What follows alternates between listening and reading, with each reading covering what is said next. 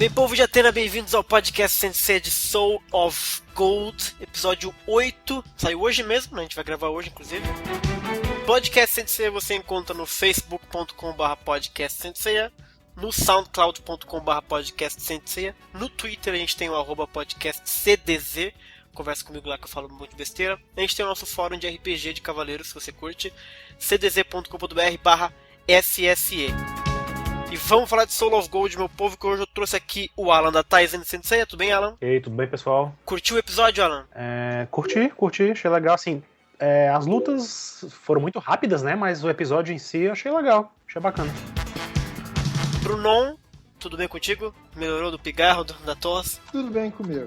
E contigo, Xará? Comigo tá bem. Você curtiu o episódio? Só pra deixar avisado já, Ih. hoje é dia da gente tocar o tema da vitória, estourar o champanhe, porque tem evidência praticamente conclusiva de que a gente acertou uma previsão. É verdade. A gente acertou uma previsão.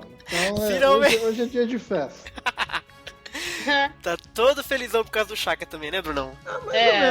Mais ou menos. Ih, mais ou menos. Hoje ficar no decorrer do episódio. Mas aí, você gostou de forma geral do episódio? Ou Cara, ficou marromé? na verdade, assim, o episódio tem todos os problemas que todos os outros episódios têm. Mas eu tô gostando de como a história tá se construindo, entendeu? Entendi.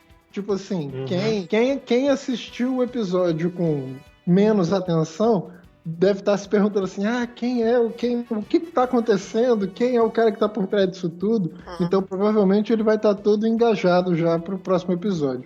E quem assistiu com atenção tá começando a montar o quebra-cabeça todo. Isso pra mim é a parte divertida da brincadeira. Por causa disso eu gostei do episódio. E também veio pra comentar Soul of Gold com a gente a Aline. Tudo bem contigo, Aline? Olá, tudo bem? E vocês? Gostou do episódio, Aline? Sim, quer dizer, bem melhor do que os anteriores, lógico. Ó. Manteve um padrão de traço bem, né? Não teve, assim, tirando o cabelo do Chaka no início, o resto ficou Exato. tranquilo. Mas eu gostei. Eu não sou... Quer dizer, eu gosto do Chaka, né? Mas... Você não é chaquete, né? Você é saguete. Não, mas voltou, tipo, porque antigamente eu era mais, e hoje foi aquele feeling, assim, tipo, deu aquela recaída, assim, tipo, eu gostei dele. Entendi. E o Máscara da Morte, claro, óbvio, né? Não vou esquecer, gostei muito dele de novo. Eu também, cara. Toda vez que o Máscara da Morte aparece, eu acho muito legal, cara. Adoro o Máscara da Morte de Soul of Gold. Gostei do episódio também. Acho que, na verdade, eu acho que estabilizou. Desde o último episódio, mais ou menos, eu senti mais ou menos a coisa técnica. Tem ainda algumas coisas muito que você gostaria que fosse melhor, mas não aparecem aquelas coisas horrorosas que apareciam antes, pelo menos, né? Então, me parece que tem um cuidado maior tecnicamente na coisa. Não é muito bom, mas também não cai pro muito ruim, né? Eu achei extremamente corrido o episódio, eu achei uma pena. Eu adoraria ver esse episódio dividido em 2, assim, pra ter mais coisa pra abordar. Mas a gente tá correndo com a história, né? Então, acontece, tem que ir adiante mesmo, né? Antes da gente continuar pra falar do episódio, meu povo de Atena, Aline, é a primeira vez que você participa de um podcast de Soul of Gold com a gente. Sim. Sempre deu algum problema. Tu tá curtindo Soul of Gold, os episódios? O que você tem achado dos personagens e tal? Até o quarto eu tava gostando bastante. Não, até o quinto eu vou dizer. Acho que eu falei com a Nicole, assim, que eu achei interessante, porque até o quinto era uma coisa mais livre deles, assim. Daí, no momento que começou a questão da árvore, assim, meio que voltou sempre o padrão que o Sensei acaba tendo, sabe? Verdade. Antes tu tinha mais interação entre os personagens, tu ia vendo o que tava acontecendo ali e tal. E no momento que eles chegam na Yggdrasil ali, tipo, fica aquele padrão de a gente tem que ir em cada um lugarzinho, destruir aquilo e blá blá blá. Aí, até então, eu tava gostando, tipo, os dourados no geral estão me parecendo... Claro, a gente não tinha como ver eles muito antes, mas eles parecem todos eles mais maduros, assim, sabe? Tipo, a Ioria, sagas anteriores, tipo, naquele momento que ele tá no bar com o Máscara da Morte, ele brigaria com ele em outros tempos, tipo, ele não fez isso, eu achei. O Máscara da Morte mesmo mudar do jeito que ele tá. O Chaka, ele... Ao meu ver, ele não tinha esse jeito assim. Por mais que ele tenha seja o Buda, ele era mais... Ele tinha uma personalidade assim mais forte, assim, do que essa que ele apareceu hoje, por exemplo. Mais humilde, assim, e tal. Isso eu achei legal também. Desse lado mais humano, assim. Entendi. Mais espiritualizado, assim. E no geral eu tô achando legal, assim, porque na verdade eles estão vivendo uma nova oportunidade e a gente tá vendo eles. Mas o Afrodite mesmo, eu achei também ele muito legal, quando ele se sacrifica, né? Pelo amigo, assim, pra descobrir o que tá a questão da árvore. Tipo, ali pra mim foi muito legal ver aquele lado, assim, dele, que pra mim foi uma das maiores demonstrações de amizade que um dos Cavaleiros de Ouro fizeram. Pra mim, até agora, Legal. aquilo ali foi muito forte.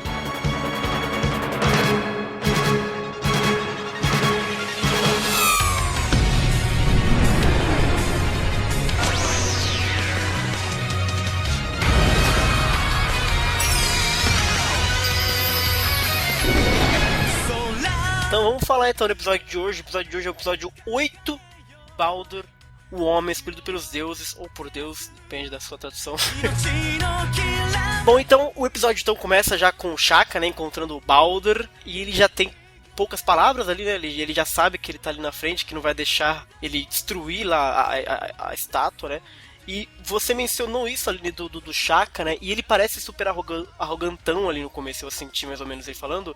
Sim. Mas lembrando, outro dia, qualquer coisa, eu fui dar uma olhada no episódio do Shaka contra o Ikki, pra pegar a trilha sonora, acho, uma coisa assim, pra usar no podcast. E o Shaka, ele era super babaca. ele tem essa coisa perto de Deus. Ele é babaca. Arrogante. Tá, ele é arrogante, mas ele não perde a chance, entendeu? De ajoelha na minha frente, sabe? Ele realmente tem essa parada muito forte, né? E que eu acho que... Eu não lembro muito bem disso acontecer tanto em Hades, mas que contra o Ikki ele é absurdamente assim, entendeu? Sim. E aqui contra o Baldur ele já começa realmente metendo a banca, assim, né? Se você quiser pensar assim, Xará, em Hades isso não acontece muito porque os adversários dele em Hades eram, Saga, né? na maior parte dos casos, companheiros dele na Companhia de Ouro, assim. Entendi. Tem um outro momento que ele é arrogantaço, assim, mas só quando ele tá enfrentando mesmo espectros. Ele chega a perguntar pro Baldur se ele acha que ele vai ter chances contra o Shaka. Ou seja, ele fala até em terceira pessoa. Ele é tipo o Pelé dos Cavaleiros de Ouro, velho.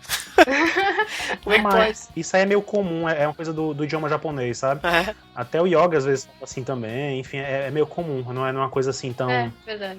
Não é nem questão muito da personalidade, é mais uma questão da forma de se porque- expressar. Lembro, não, ele usa o ciclo das 6 existências no Baldur, que eu achei duas coisas. Eu achei, primeiro, curioso usar esse golpe, porque ele eu não sei, eu acho ele um golpe esquisito, porque a gente viu, eu lembro dele ter visto só contra o Ikki, e o Ikki se safou. Então quando ele usou contra o Baldur, eu pensei, óbvio, ele não vai ficar em nenhum mundo, porque ninguém nunca fica, nunca vi ninguém ficar. E a animação trouxe um pouco daquela coisa que era antigamente, mas o impacto antigamente era muito maior, até porque demorava mais, né? Se criava ali todo, ele ficava falando em cima dos mundos e apareciam animações horrorosas, que até lembrou um pouquinho, mas eu não sei, não teve impacto legal, assim, eu achei. O ciclo das existências pra mim. Mas ia começar como, pô? Eu não sei. Shaka ia começar com o Tesouro do Céu já? Eu não sou especialista em Shaka. Não, ele tá começando com a técnica normal dele mesmo. Praticamente ele mostrou cara, todo. Mandando o cara, ó, vai se perder em algum desses mundos aí, para de gastar o meu tempo. Pois Até aí o Shaka tá se comportando assim, tem- absolutamente como Shaka. Eu acho que tem mais uma referência nostálgica à série do né? que um sentido muito profundo. Acho que eles queriam reviver a luta do Ikki. Você vê que não só nessa luta com a do Máscara da Morte, Death Mask, Exato. que a gente vai falar Sim. depois, experiência visual mesmo, assim, você vê, eu via quadros copiados, assim, do Exato. anime clássico, do filme do Abel, enfim. Eu confesso que não achei muito bom, não. Até porque esse é o momento que o cabelo do Shaka tá quadrado. Que a Aline moleque. comentou. Vira um like. É muito mal feito, cara. Que vergonha daquilo. Tomara que seja retocado, né? Nossa, puta que pariu, né? Custava fazer as pontinhas do cara. Não, Né, eu achei estranho porque ele tava totalmente do lado contrário que é o do Shaka, porque o Shaka ele é uma ponta em V, tipo, Exato. e ele tava ao contrário, tá ligado? Como? Olha os detalhes do cabelo. Porque se você vê o Clothmith do Shaka, até no Clothmith, o cabelo tem um formato bem característico, né? Exato. Sempre aquela coisa arredondada e tal. Eu achei super tipo, diferente também. Acho que todo mundo estranhou. Mas aí, obviamente, o Baldur não fica em nenhum mundo, né? E aí ele diz que ele pertence a Asgard, né? E aí que ele se percebe na mão de Buda. Aí eu pensei, de novo, porque assim, eu gosto dessas referências, isso é o tipo de coisa que a gente chama de fanservice, aquela coisa que você faz a serviço do fã, pra ele lembrar das coisas e tal. Tem coisas bem feitas, tem coisas que eu não sei se eu acho tão boas assim. Já não tinha achado muito legal o ciclo de resistência, porque eu achei muito igual, de repente eu ia entender se fosse algo diferente, entendeu? Foi muito, muito igual.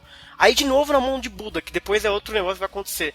Aí eu perguntei pra mim, Brunão, o Shaka só sabe fazer isso? Só sabe botar os caras na mão de Buda? Todo mundo é macaco pra ele na mão de Buda? Cara, sim. Eu imaginei que sim, mas tipo, não sei se é muito Mano, legal. Você tenta imaginar assim. Depois eu só quero... Uma coisa engraçada que eu tava pensando. Primeiro, você tenta imaginar o seguinte. Você é um cavaleiro de ouro, você tá enfrentando um cara, você quer acabar com o cara, se possível, sem gastar muita energia, sem perder muito tempo, etc. Você vai tentar humilhar, você vai tentar acabar com a vontade dele de lutar de todas as formas possíveis. A forma do Shaka fazer isso é essa, você tá na minha mão, você não tem como você escapar. Não importa pra onde você for, você tá na minha mão. Assim, sei lá, os outros cavaleiros devem ter outros métodos pra mostrar que eles estão no controle da situação, mas a do Shaka é ali. É claro que essa cena da pessoa lá na palma da mão do Buda, como eu mencionei em outros podcasts, ela faz sentido quando você tem assim um cara tentando fugir desesperadamente de você. Eu não sei até que ponto o Baldur fez isso lá, entendeu?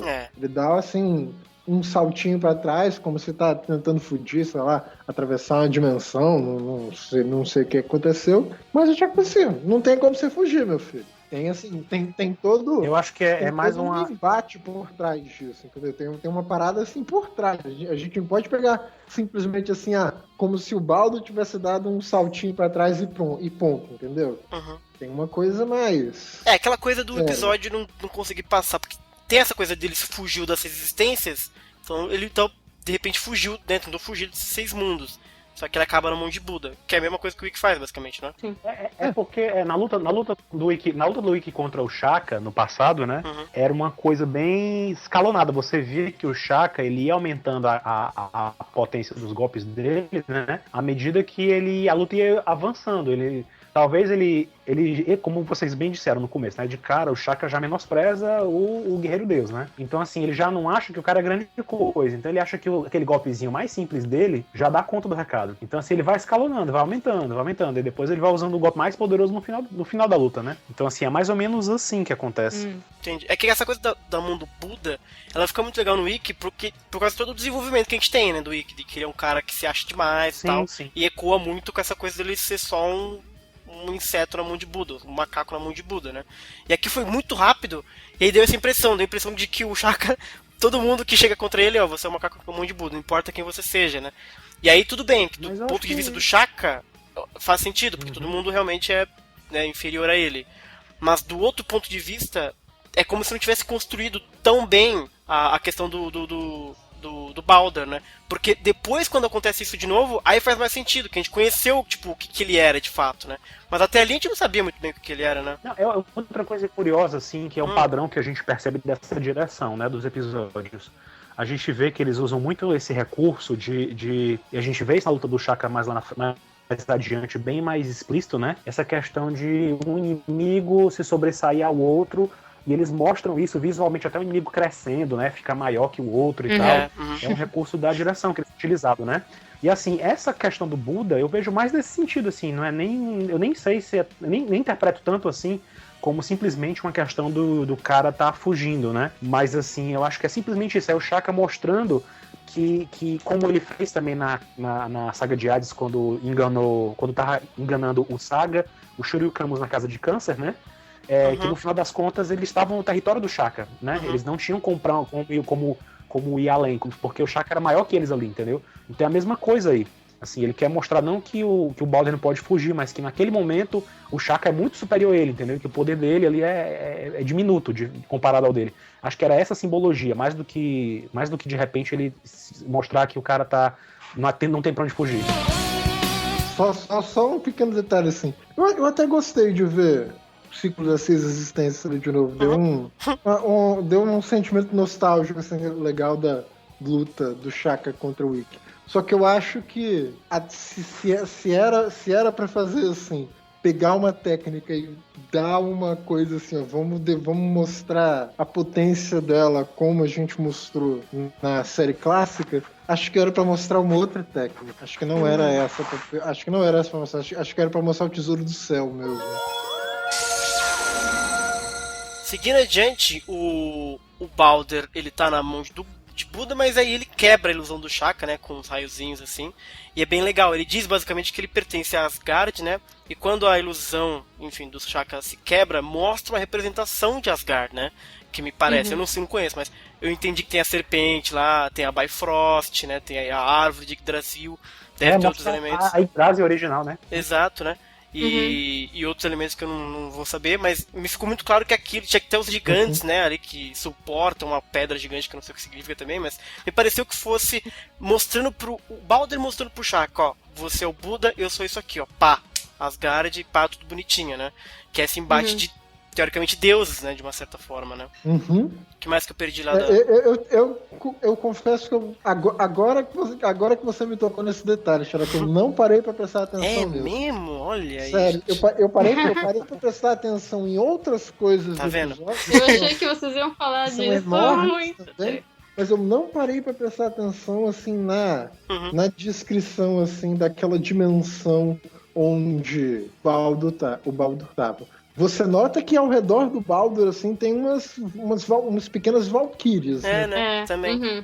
Tem várias pequenas valquírias. Os poderes, as técnicas que ele invoca pra fazer frente ao Shaka ali, recebem nomes assim de duas runas do alfabeto antiguíssimo no norte, que são runas que Odin teria descoberto depois de ter ficado empalado, pendurado na Yggdrasil por 9 dias e 9 noites. Assim, as runas, elas não se revelam para qualquer um, entendeu? Assim, Odin teve que pagar muito caro para poder descobrir isso. Então, assim, as runas, elas se revelaram para Odin porque elas ficaram convencidas de que ele merece isso, entendeu? Ele ofereceu um sacrifício grandioso para receber elas. Então aquilo lá é potência. Por exemplo, a primeira runa que ele invoca ali, que é Urus, Urus tá ligado à força, tá ligado à virilidade, à potência. A outra agora não tá me vindo à cabeça. Ansur. Como? Ansur. Ansur. Ansur tem a ver com mensagem, segredo, discurso. Assim, uma palavra às vezes dói mais que muita coisa, né? Que loucura. Então, assim, é uma coisa poderosa também. Então, você poderia até imaginar, assim, Odin dividindo as runas entre os queridos dele, assim. Baldur tinha só 2. Faltariam mais 22, né? Caraca. Pois é, na hora que eu vi as runas, eu achei, o Bruno vai dizer alguma coisa sobre isso. Eu achei a ideia bastante criativa, pô. Bastante criativa. Não, eu sei, mas exatamente porque eu tava esperando, eu quero ver o que ele vai ser, porque eu não manjo tão também bem, não assim, manjo, de mitologia nórdica. Eu quero ver. Eu só reconheci lá que era Asgard, por exemplo, aquela representação, porque eu vi o arco-íris e a serpente gigante. Eu falei, então tem coisa aí. Acontece, ele chega ele mostra pro Shaka essa dimensão asgardiana dele, né? E aí eles voltam pra aquela Câmara da Luz, né? Que eles estavam desde o começo. E nesse momento o Shaka usa um golpe de espírito que eu confesso que eu não conheço aquele golpe, gente. Que golpe é aquele lá do não? Xará, você não viu Como nada, assim? então, né, pô? Como tu não viu? Como tu não lembra? Era um golpe, mas eu achei que aquilo fosse só uma ilusão que ele usasse, não fosse um golpe propriamente dito. Até o Saga que para o golpe. Então. Mas eu achei que fosse ele fazendo ilusões de babaca, não achei que fosse um golpe, o nomeado dele. Não, aquilo lá é Shaka dando a de exorcista. Olha só, gente. Aquilo lá é técnica pra matar espectro. No jogo do PS2, inclusive, na época da saga de Hades, né, dos 13 primeiros OVAs, quando saiu o jogo do PS2, no primeiro logo, já tinha esse golpe, ele já usava como ataque também, entendeu? Legal. Eu realmente não confessava que eu não sabia. Era uma coisa que eles vislumbravam mesmo como uma técnica ofensiva mesmo. Só que o Shaka teve chance de usar depois, né? Depois a gente não viu o Shaka mais lutando, né? Muito. Então não tinha como aparecer. Pois é, e aí quando ele usa esse golpe dos espíritos, que é quando o Baldur se defende lá com ele chama de Ir, mas aparentemente é Urus, que são as valquírias que atacam esses espíritos e acabam com eles, né? E aí, em contrapartida, aí ele ataca o Balder dá uma espadada lá, que é a tal da Ansur, e o Shaka defende com o Khan dele. Eu achei legal esse começo de batalha, porque é um começo de batalha tão... eu não sei explicar, mas é muito dos dois, assim, né? Não tem aquela coisa física do Aldebaran, por exemplo, do próprio Aiora, que sai dando porrada, tá ligado? É uma parada super estratégica, super pé no chão, sabe? Eu curti ver isso. Achei que eles, de uma certa forma, assim, com todos os problemas que eles têm de animação e tal, eles até conseguiram resolver de uma forma que não me suou muito... Porque eu tinha preocupação com isso, de como é que eles iam usar o Shaka, né? E nesse começo, pelo menos, eu achei bem bacana como é que ele se portou assim. Não, até então eu tava pensando, será que aquele spoiler realmente vai se confirmar? Porque, tipo, né, de terem dito que ele poderia perder, eu acho, tipo, não, sabe, ele é pra ser um dos mais queridinhos e populares de todos. Achei meio óbvio não fazerem isso com o personagem e tal. Mas até então... Né, até ali parecia que tava mais equilibrado ali. Não... Sim, Não, teve até um momento que eu achei que realmente já tinha ido pra caralho. Até esse momento, assim, eu sou muito fã do Shaka, os ouvintes devem saber disso. Até esse momento, eu acho que o Shaka tava bastante Shaka, assim, era o personagem que todo mundo conhece e tal. Acho que a partir daí, não exatamente a partir daí, mas assim, começa aqui a aparecer uma pequena mudança assim, no Shaka, que eu não sei se eu vou muito com a cara. E mais pra frente eu vou adorar ver isso. Vou explicar por quê.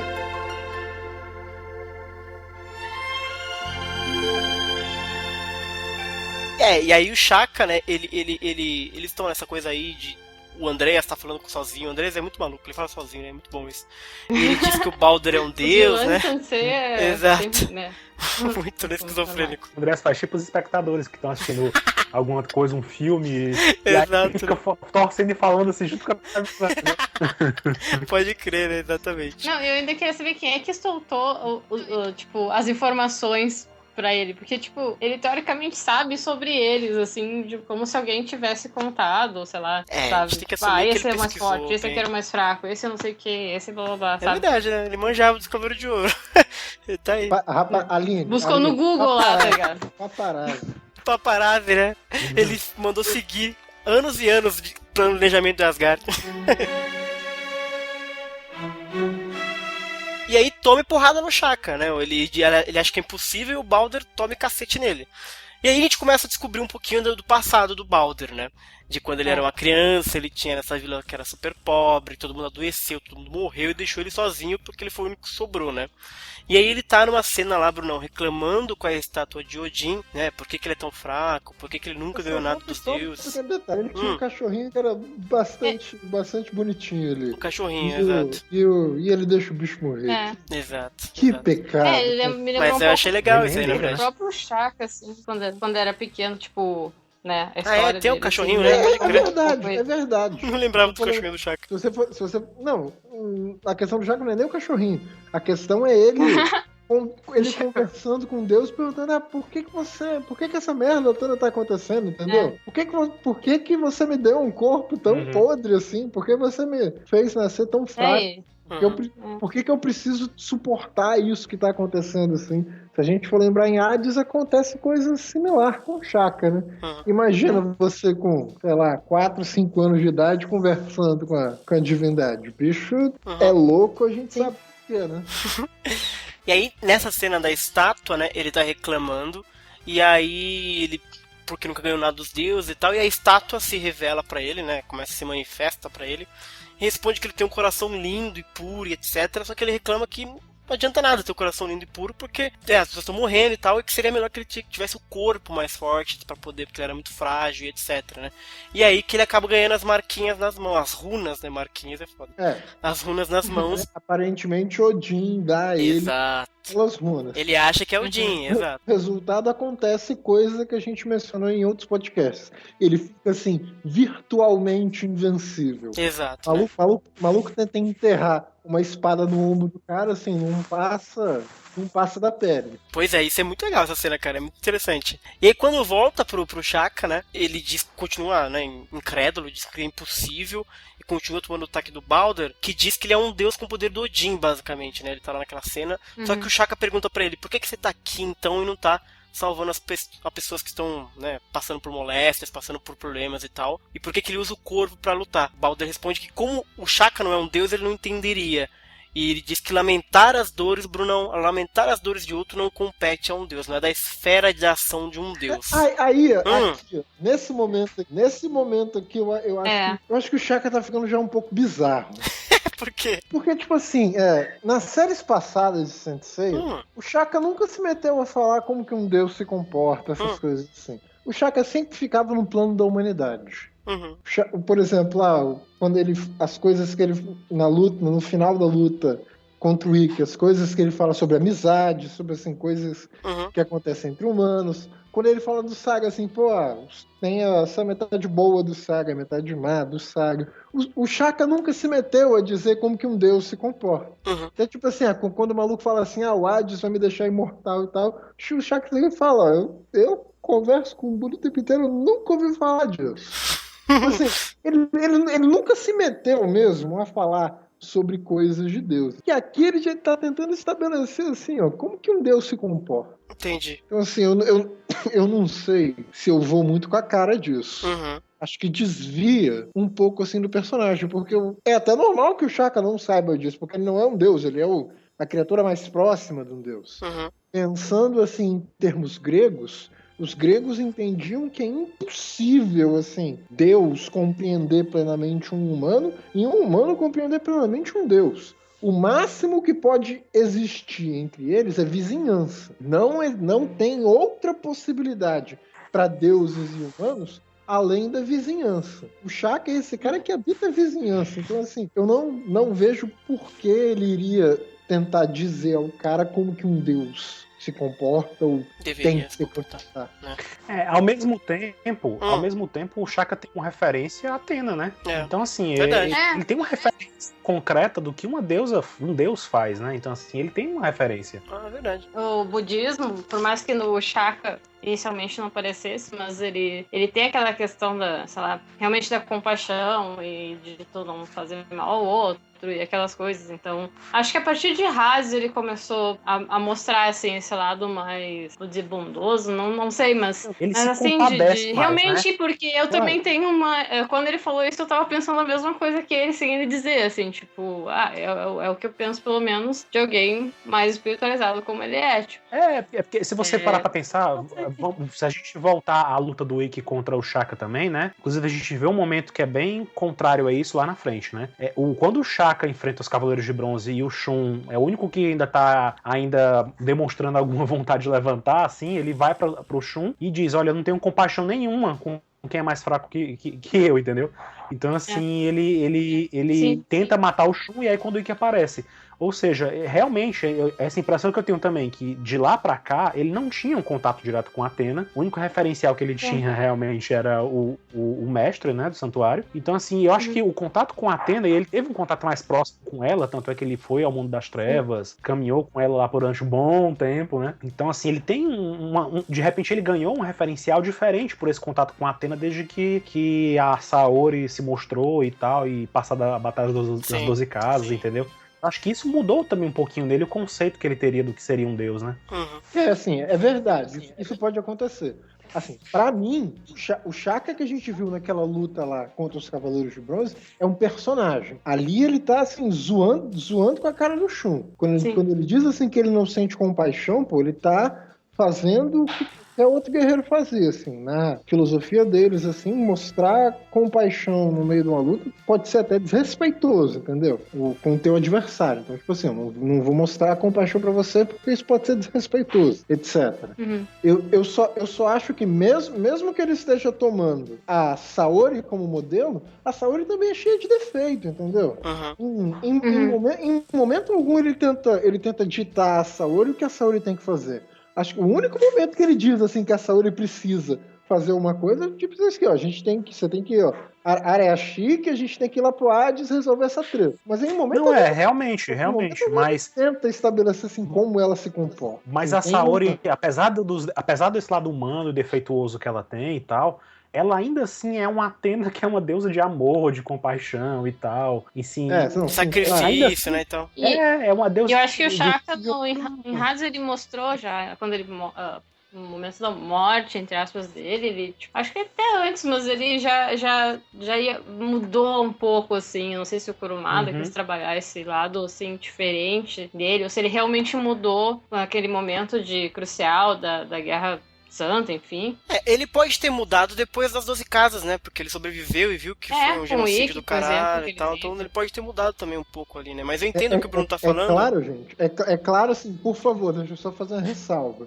Isso é assim, reclamação muito de professor de filosofia, tá ligado? Porque, por exemplo, assim, mais pro fim do episódio, o Shaka vai falar que os deuses são bondosos, compadecidos, etc. Mentira! Os deuses gregos, especialmente os deuses gregos, assim, eles são completamente malucos e enlouquecidos, eles estão pouco se lixando para os humanos. É claro que quando a gente vai pensar em termos de budismo, e aí quando a gente vai falar de budismo assim, a gente não pode, a rigor, chamar os caras de deuses, porque Deus é um conceito que pertence à metafísica ocidental, assim, a gente tem que chamar os caras pelos termos deles, assim. Budismo não entende que Buda é um deus onipotente, onipresente, essas coisas assim, entendeu? Então, eles, assim, então, claro que a compaixão é essencial, a sua capacidade de ser movido pela transitoriedade das coisas, etc. Então, assim, nesse sentido, o Shaka tem toda a razão em dizer assim, ó, Buda é compassivo e tal, você não é, então você não tá lá no topo da pirâmide não, amigão, mas tipo assim, não é, isso não é um deus, mas enfim, preocupações de professor de filosofia fora, o Shaka pergunta assim, mas por que então que você não tá do lado das pessoas que estão sofrendo aí no mundo, ao invés de estar aqui no campo de batalha? O Baldur diz, mas o lugar de Deus é em campo de batalha mesmo. Ele chega a essa conclusão, né, porque tem outro flashbackzinho sobre isso, que é quando mostra ele, que depois que ele ganha aqueles poderes, vamos dizer assim, da estátua de Odin, né, as runas nas mãos, e aí ele aparentemente, ele procura algo, o que ficou pra mim é que ele ficou procurando, né, onde se encaixaria aquilo que ele poderia fazer, né? Porque aparentemente não servia muito pra ficar no vilarejo como ficava. Então ele passou a vagar. Morrer, bicho. Exato. Tão bonita essa cena, velho. Tão bonito? Eu achei bonito. Tão bonito no sentido de causar tristeza na gente. Sim, exato. Sentido, sim. Mas assim, nessa hora eu fiquei pensando assim, por que você precisa transformar o maluco nessa criatura totalmente insensível, assim, cara? Deixar o cãozinho lá dele morrer? Não, e conseguiu. Passou a mensagem pra mim. Aqui eu não entendi, caralho, realmente ele virou um filho da puta do cacete, que deixou o cachorrinho morrer, porque ele nem olhou pra trás, velho. Filho da puta, né, bro? Eu achei legal ele ter virado, Brunão. Não. Gostei. Sei lá. É a mesma coisa, isso é o mesmo discurso, a mesma discussão que a gente tem quando a gente fala do filme do Prólogo do Céu, do Tenkai. É a mesma coisa, até onde essa questão do humano que alcança, pra alcançar a divindade, pra alcançar esse patamar, vai deixando os sentimentos humanos. Isso remete àquela discussão que a gente teve também, né, no passado. Falando em defesa do pessoal que escreveu o Baldur, acho que provavelmente muita gente ia ficar louca se ficasse invulnerável, né? Tenta imaginar, sei lá, nas coisas que você iria começar a pensar se da noite pro dia você fica completamente invulnerável a tudo. Pois é, né? O maluco ia virar não, assim, se a gente fosse seguir a previsão de Platão, o maluco ia virar um completo alucinado, ia tentar virar o rei do mundo na hora. Ia virar um corrupto, assim, num instante. Dorian Gray, né? Tem mais ou menos essa história, então, Bruno? Sim. Tô lembrando um pouco do Foucault também. Tamo demais, né? Muito poder corrompe. Muito poder corrompe. E aí ele se encontra naquela arena que parece ser a mesma arena que o Aldebaran lutou contra o Hércules, aparentemente, né? E aí ele começa a lutar com uma galera, e aí ele monta uma pilha. É muito mórbida essa cena, gente. Ele em cima de uma pilha de corpos. Cara, que é isso? Anime é pra criança, gente. Me lembrou Máscara da Morte. Você vê, a gente tava reclamando de sangue naquele. Reclamou de sangue. Tipo, aí teve muito, né, nesse episódio. Pô, mano, que isso? O cara foi uma pilha de corpo, velho. Que bizarro isso. Mas esse aí, ele se encontra. Ele acha que na arena é onde o poder de Deus realmente tem que prevalecer, é onde deve ficar, né?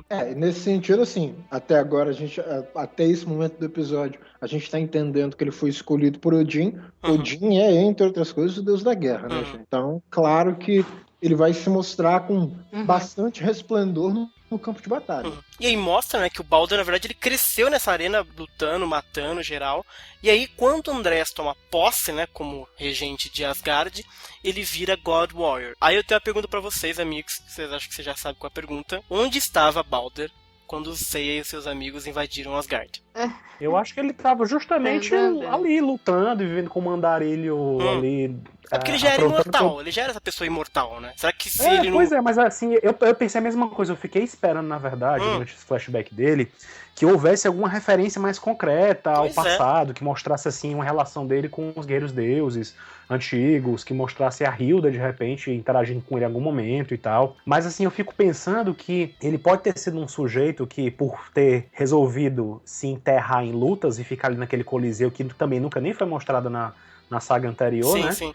Ali, eu acho que aquilo ali era um lugar meio marginalizado ali, entendeu? De repente a galera que ficava lá e tal, e não tinha muito contato com o restante de Asgard também, né? Então, eu acho assim, furado isso, cara. Eu fiquei pensando, por que um cara assim realmente não foi convocado no começo, ou não se destacou e tal? Mas aí de repente é por isso, porque ele era um cara que só tava ligado nas lutas, tava ali no mundinho dele matando a galera doidada. Um mundinho ótimo. Tava ali isolado na dele, e a Hilda nunca ia conferir de repente, assim, a honra, tecnicamente, ele talvez não fosse predestinado a ser aquele guerreiro deus lendário, daquele grupo de guerreiros deuses lendários, né, que a gente viu ser formado pela Hilda na saga anterior, né? Então, assim... Posso dar uma ideia, Alan? Posso dar uma ideia nisso que você falou agora? Talvez, se a gente for tentar teorizar assim, talvez um dos motivos que tenham levado assim ele a não ter sido escolhido antes seja o fato dessa divindade que conferiu os poderes que ele recebeu. Não, essa divindade não é exatamente Odin, não é Odin. A gente vai descobrir no decorrer do episódio. Sim.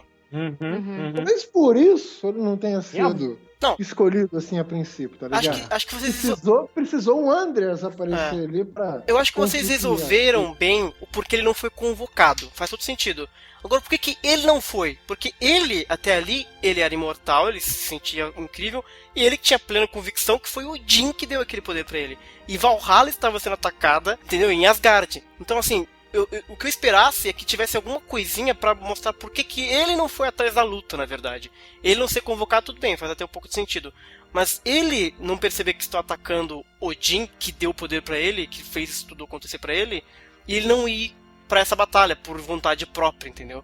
Isso que pra mim ficou um pouquinho disruptoso, acho que a série não conseguiu. Pois é. Aí ficou meio solto, assim. Mas aí, de repente, não teria sido a escolha da Hilda, numa coisa pessoal. Não, mas a Hilda escolhe... dela.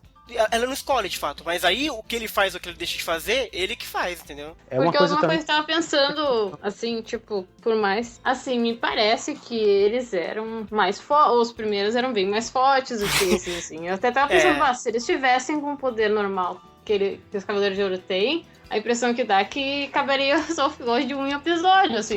Mas eles com tudo limitado e tal. E mesmo assim, eles têm facilidade pra ganhar deles. Mas os guerreiros deuses não eram, tipo, o Siegfried tinha o nível de um Cavaleiro de Ouro normal, sabe?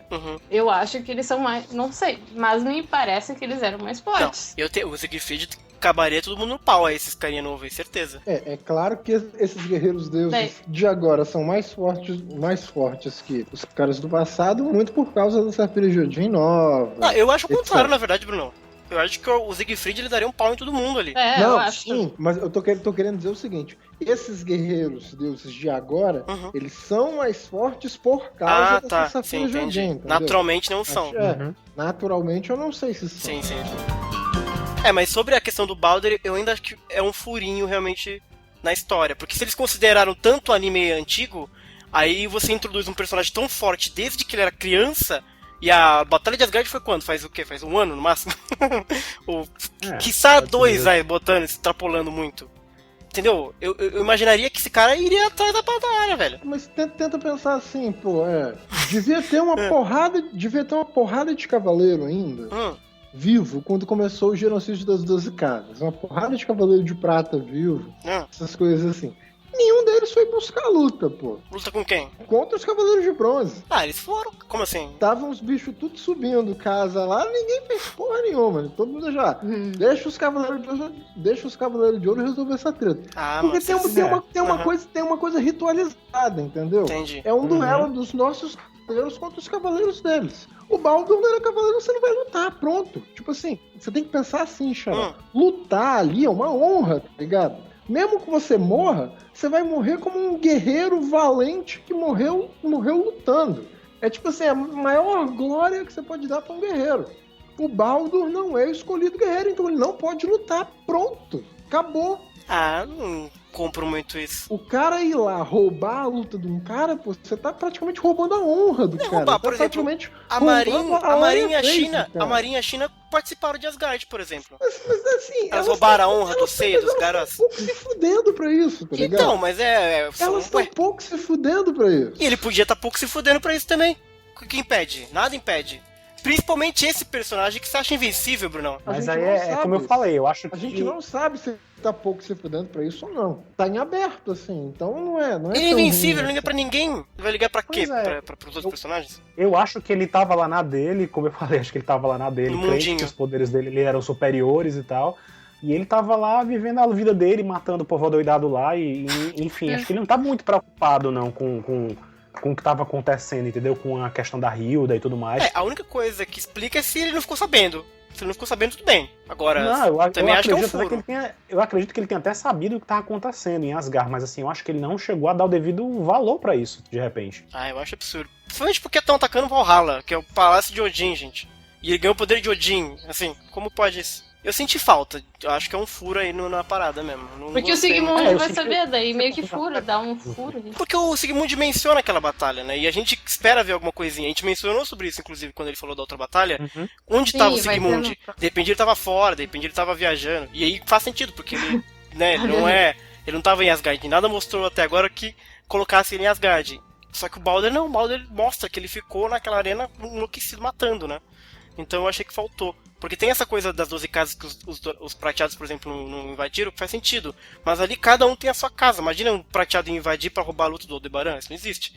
Agora, a Batalha de Asgard, o nego lutou na neve, lutou na floresta, lutou em qualquer lugar. Não foi tipo casinha, como tá sendo agora os recintos de Yggdrasil, entendeu? Então foi super espalhado, assim, não foi cada um tem o seu lugar. Tanto que, como eu disse, a Marinha entrou na batalha, lutou com não sei o que lá, o Alberich roubava todo mundo, então foi uma puta de um carnaval louco lá, não foi tudo direitinho, aquela coisa de Sensei como costuma ser. E eu senti falta deles terem abordado isso.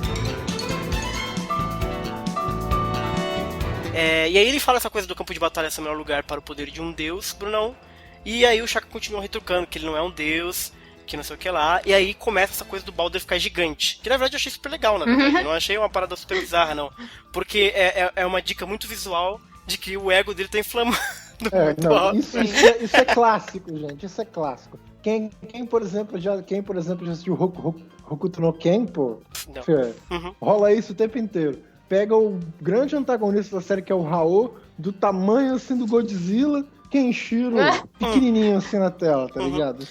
E isso faz sentido na luta contra o Baldur e contra o Shaka. Tem muita coisa dimensional, muita coisa de ilusão, entendeu? Então não ficou algo bizarro, entendeu? Não ficou algo tipo, nossa, que escroto, por que acontece isso? Fez sentido ali, né, pra mim. E outra coisa, tem uma coisa também que... Uma associação direta, assim, do Baldur lá com gigante. Gigante. Daqui a pouco eu vou explicar por quê.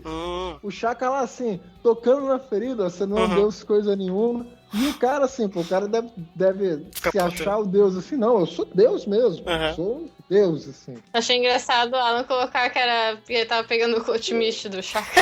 Exato, é muito bom isso. Eu vi o japonês comentando, eu repliquei, traduzi uma parte do comentário. E aí ele fica gigantão, né? E aí ele começa esse embate aí de você não é um deus, eu sou um deus. E o Shaka comenta que até é possível ele ter o poder de um deus, mas que falta alguma coisa pra ele, Brunão. Falta algo essencial pra quem tem poder divino. Agora começa a brincadeira. Porque o Chaka vem com a ideia assim, ó. Pode ser até verdade que Deus te deu algum poder muito grande, mas ele te tirou alguma coisa. E aí a gente vê uma pequena animação assim de uma bolinha verde. A gente vê o Chaka presenciando, né, o flashback. Uma bolinha verde saindo assim do Baldur e indo pra uma urna, né? A ânfora. Aquele selo lá, eu não faço a menor ideia do que tá escrito. Não é de Atena, pelo menos. Não parece grego. Não parece grego, também não parece japonês. Também não parece o runa nórdica. Então, assim, não faço a menor ideia do que é aquilo. Mas, atrás daquele negócio tem uma placa. Eu lembro que eu olhei aqueles chifres lá e pensei assim, eu já vi isso em algum lugar. Peraí, eu comecei a caçar. Aí eu comecei a fuçar. Até que eu achei, e pensei assim, maneiro. O que é aquilo, gente? Coisas de arqueólogos, etc. Assim, quando os caras acham representações de deuses nórdicos, etc. Assim. Tem uma muito famosa que eu dividi aqui já com os queridos colegas do podcast, depois alguém disponibiliza no Facebook para curiosos, etc. Existe uma placa absolutamente idêntica à que está usada no episódio, que é uma representação de Loki acorrentado debaixo da terra.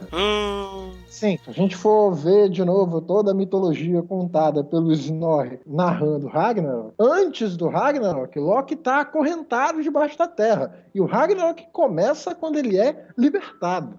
Então, assim, aquela lá é uma representação de Loki. Então, assim, isso é evidência praticamente conclusiva de que a gente acertou uma das milhões de previsões finalmente. No começo do podcast, de que o Loki estaria na brincadeira. É claro que é muito, muito fácil acertar previsão quando você sai fazendo milhares assim, né? Acertamos uma, ó, não tô nem aí, vamos comemorar. Exato. Mas aí vocês acham que, tipo, seria o Andrés diretamente ou ele despertaria na árvore, no caso? Seria isso que ele queria? Talvez o André seja o receptáculo e aí ele quer despertar ele mesmo nessa paranauê aí dele. Aí ele vai descartar o Andrés. Talvez seja isso, talvez. Não sei. Mas isso é muito interessante, eu vou dizer o porquê, senhores. É muito interessante ele estar selado numa ânfora com selo, que é muito igual à questão do Poseidon, por exemplo, né? Porque me leva a crer, por exemplo, que tem toda um Senseiya nórdico, que os guerreiros deles tiveram que se juntar pra fazer e lutar contra o Loki, e aí a Hilda ou alguma entidade de Odin teve que selar ele, tá ligado? Há 200 anos atrás. Porra, eu quero ver esse anime. Faz pra gente, cara. Né? Porque a primeira coisa que eu pensei foi isso. Eu nem saquei, porque eu não manjo nada dessa placa aí, depois que eu fiquei sabendo que o Bruno mandou. Mas a primeira coisa que eu vi a ânfora, eu falei, caraca, teve uma batalha em Asgard e eles selaram o Loki. O quão legal é isso, entendeu? Porra, que muito bacana. E será que eles vão mostrar, de repente, por exemplo, que como é Loki, e se ele aparecer, de repente ele vai relembrar como ele foi, né, selado, por exemplo? Seria muito interessante, velho. Se não mostrar, vai ser palha, né, Bruno? Porra, abriu um puto de um precedente, né, cara? Tem que mostrar. Porra, mostrou a ânfora, tem que mostrar como é que coloca dentro. E é legal, assim, que coisas pra gente perceber, assim, aquele baú lá, aquela ânfora, e a placa, assim, atrás, eles recebem aquele negócio que eles tomaram do Baldur, e o Cosmo lá começa a se manifestar, né? Como se a coisa... Foi alimentado, como se a coisa estivesse se alimentando, ou mesmo se liberando daquela treta. Então a gente pode pensar assim, será que aquele evento lá foi que começou a desenrolar tudo por lá? O que me leva a ter outra pergunta de novo, ó, eu cruzando o timeline. Porque isso é muito no passado, né? O Loki tava lá selado e começou a se manifestar e tal, e obviamente não tem nenhuma citação em Asgard, mas vocês acham que de repente durante todo esse tempo, inclusive durante a saga de Asgard, ele foi sendo alimentado por outras coisas até sei lá, até acontecer agora, nesse momento depois de Soul of Gold? Porque tem isso, né? Assim, mais pra frente no episódio, a gente vai saber exatamente o que o Baldur sacrificou pra obter poder daquela divindade. Então, a partir disso, acho que a gente vai poder teorizar que outras coisas puderam ter alimentado aquilo, né? Acho que, com certeza é uma teoria muito boa.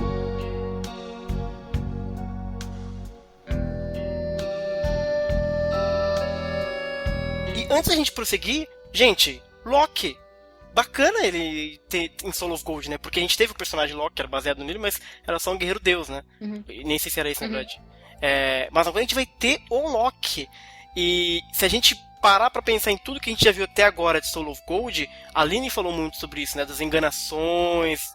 Só não perder o fio da meada, cara. Lembra que eu falei pra você que o baldo enorme daquela coisa tinha uma coisa pra você pensar em gigante mesmo? Loki é um Jotun, pô. Loki é um gigante.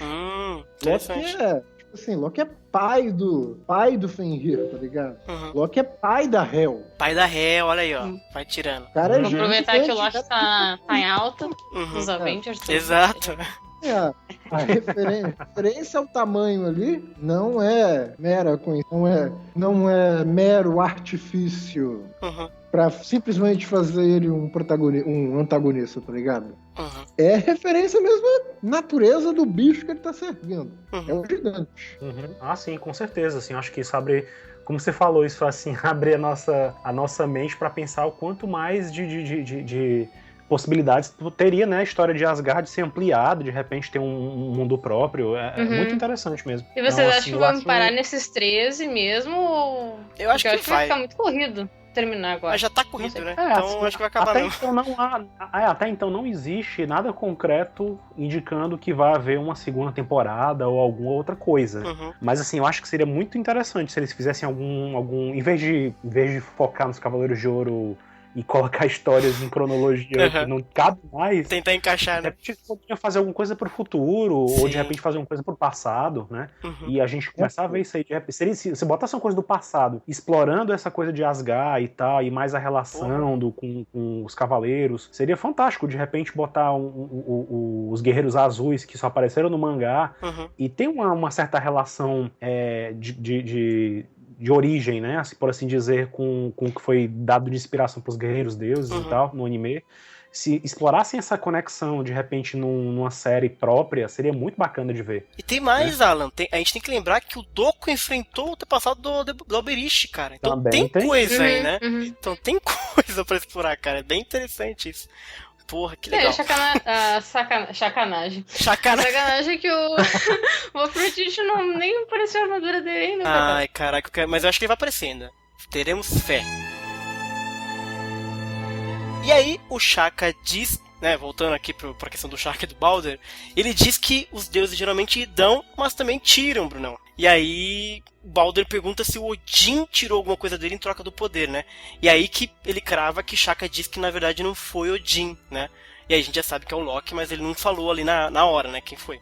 E quem não tava esperto assim não sabe ainda que é o Loki. Mas é o Loki. Ficou assim, a série aí ela faz acho, pelo menos pro meu gosto, ela presta um pequeno favor a quem tá assistindo, assim, que é muito, muito palha quando a série simplesmente te dá as informações todas mastigadinhas e tal. É muito mais legal quando você vai construindo devagarzinho a sua história, etc. Aí ele pergunta, né, quem será essa pessoa e tal, que tá por trás do Andreas, né? Que é quando aparece a ânfora já sem o selo, ou seja, tá solto o bicho, né? E aparece o Andreas em cima, então passa a impressão, legal, né? E é legal porque mostra também um pequeno flashback do Shaka na caverna. Sim, exato.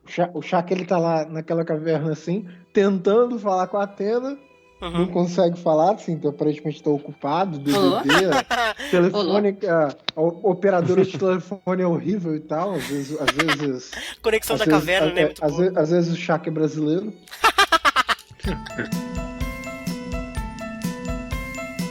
Mas então ele começa assim, feito isso, ele começa a tentar investigar assim, o que tá acontecendo. Ele chega a se perguntar assim, falando com muito respeito até, pô. Eu até fiquei com um cara assim, até fiquei pensando, poxa, o Shaka tratou o Odin ali com muito respeito, né, pô? Será que é mesmo o Lord Odin que tá ditando as coisas aqui? Em Asgard. Aí ele tem aquela epifania assim, a resposta é não. Ele toma, Alguém respondeu ele. Então, não. Quem respondeu, Brunão? Quem respondeu essa chamada? Será que é Odin? Acho que é Odin.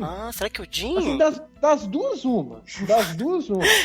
Ou foi Odin que respondeu. Ou foi o Loki. Ou ele teve uma epifania, ele deve ter sentido alguma coisa e tal, falou assim, isso não é Odin, não. Eu acho que a segunda hipótese é um pouco mais fraca, porque eu não sei até que ponto o Shaka tá familiarizado com as coisas do norte pra saber diferenciar Odin de Loki. Uhum. Eu acho que é mais provável que alguém, sei lá, alguma divindade, o próprio Odin, etc., alguém tenha dito a ele, ó, não é Odin. Ele ligou pra Atena, alguém pegou o telefone no meio, Não é. Atena. É. Não é Atena. Então- Ele não tava mais falando com a Atena. Exato, mas ele ligou pra Atena e alguém atendeu, entendeu? Mas não foi a Atena, foi alguém de Asgard. Algum, conexão não é algum boa. personagem de lá disse isso pra ele, tá ligado? Talvez seja, por exemplo, o mesmo cara lá que deu um Priori no começo. E se, No Brunão? começo da série. Vou jogar uma ideia aqui, Brunão. E se foi o Aiorus? Vou dizer o porquê eu acho isso. Porque aquele sinal que aparece é o sinal que todo Cavaleiro de Ouro aparece quando tá um conversando com o outro. É, claro, pode ser o Aiurus. Então pode ser o Aiorus caiu naquele negócio e descobriu lá o santuário perdido do Loki. E aí viu a tábua e ele é inteligente, sabe que é o Loki, verdade. viu que não tem a ânfora, falou, fudeu, entendeu? Então, Verdade. teoria, hein? Se eu Verdade. acertar, vai ser legal. Eu fiquei curioso também com uma coisa, um elemento desse, já fugindo um pouco do assunto Pode e voltando fugir. mais para Vai lá. o episódio em si, né?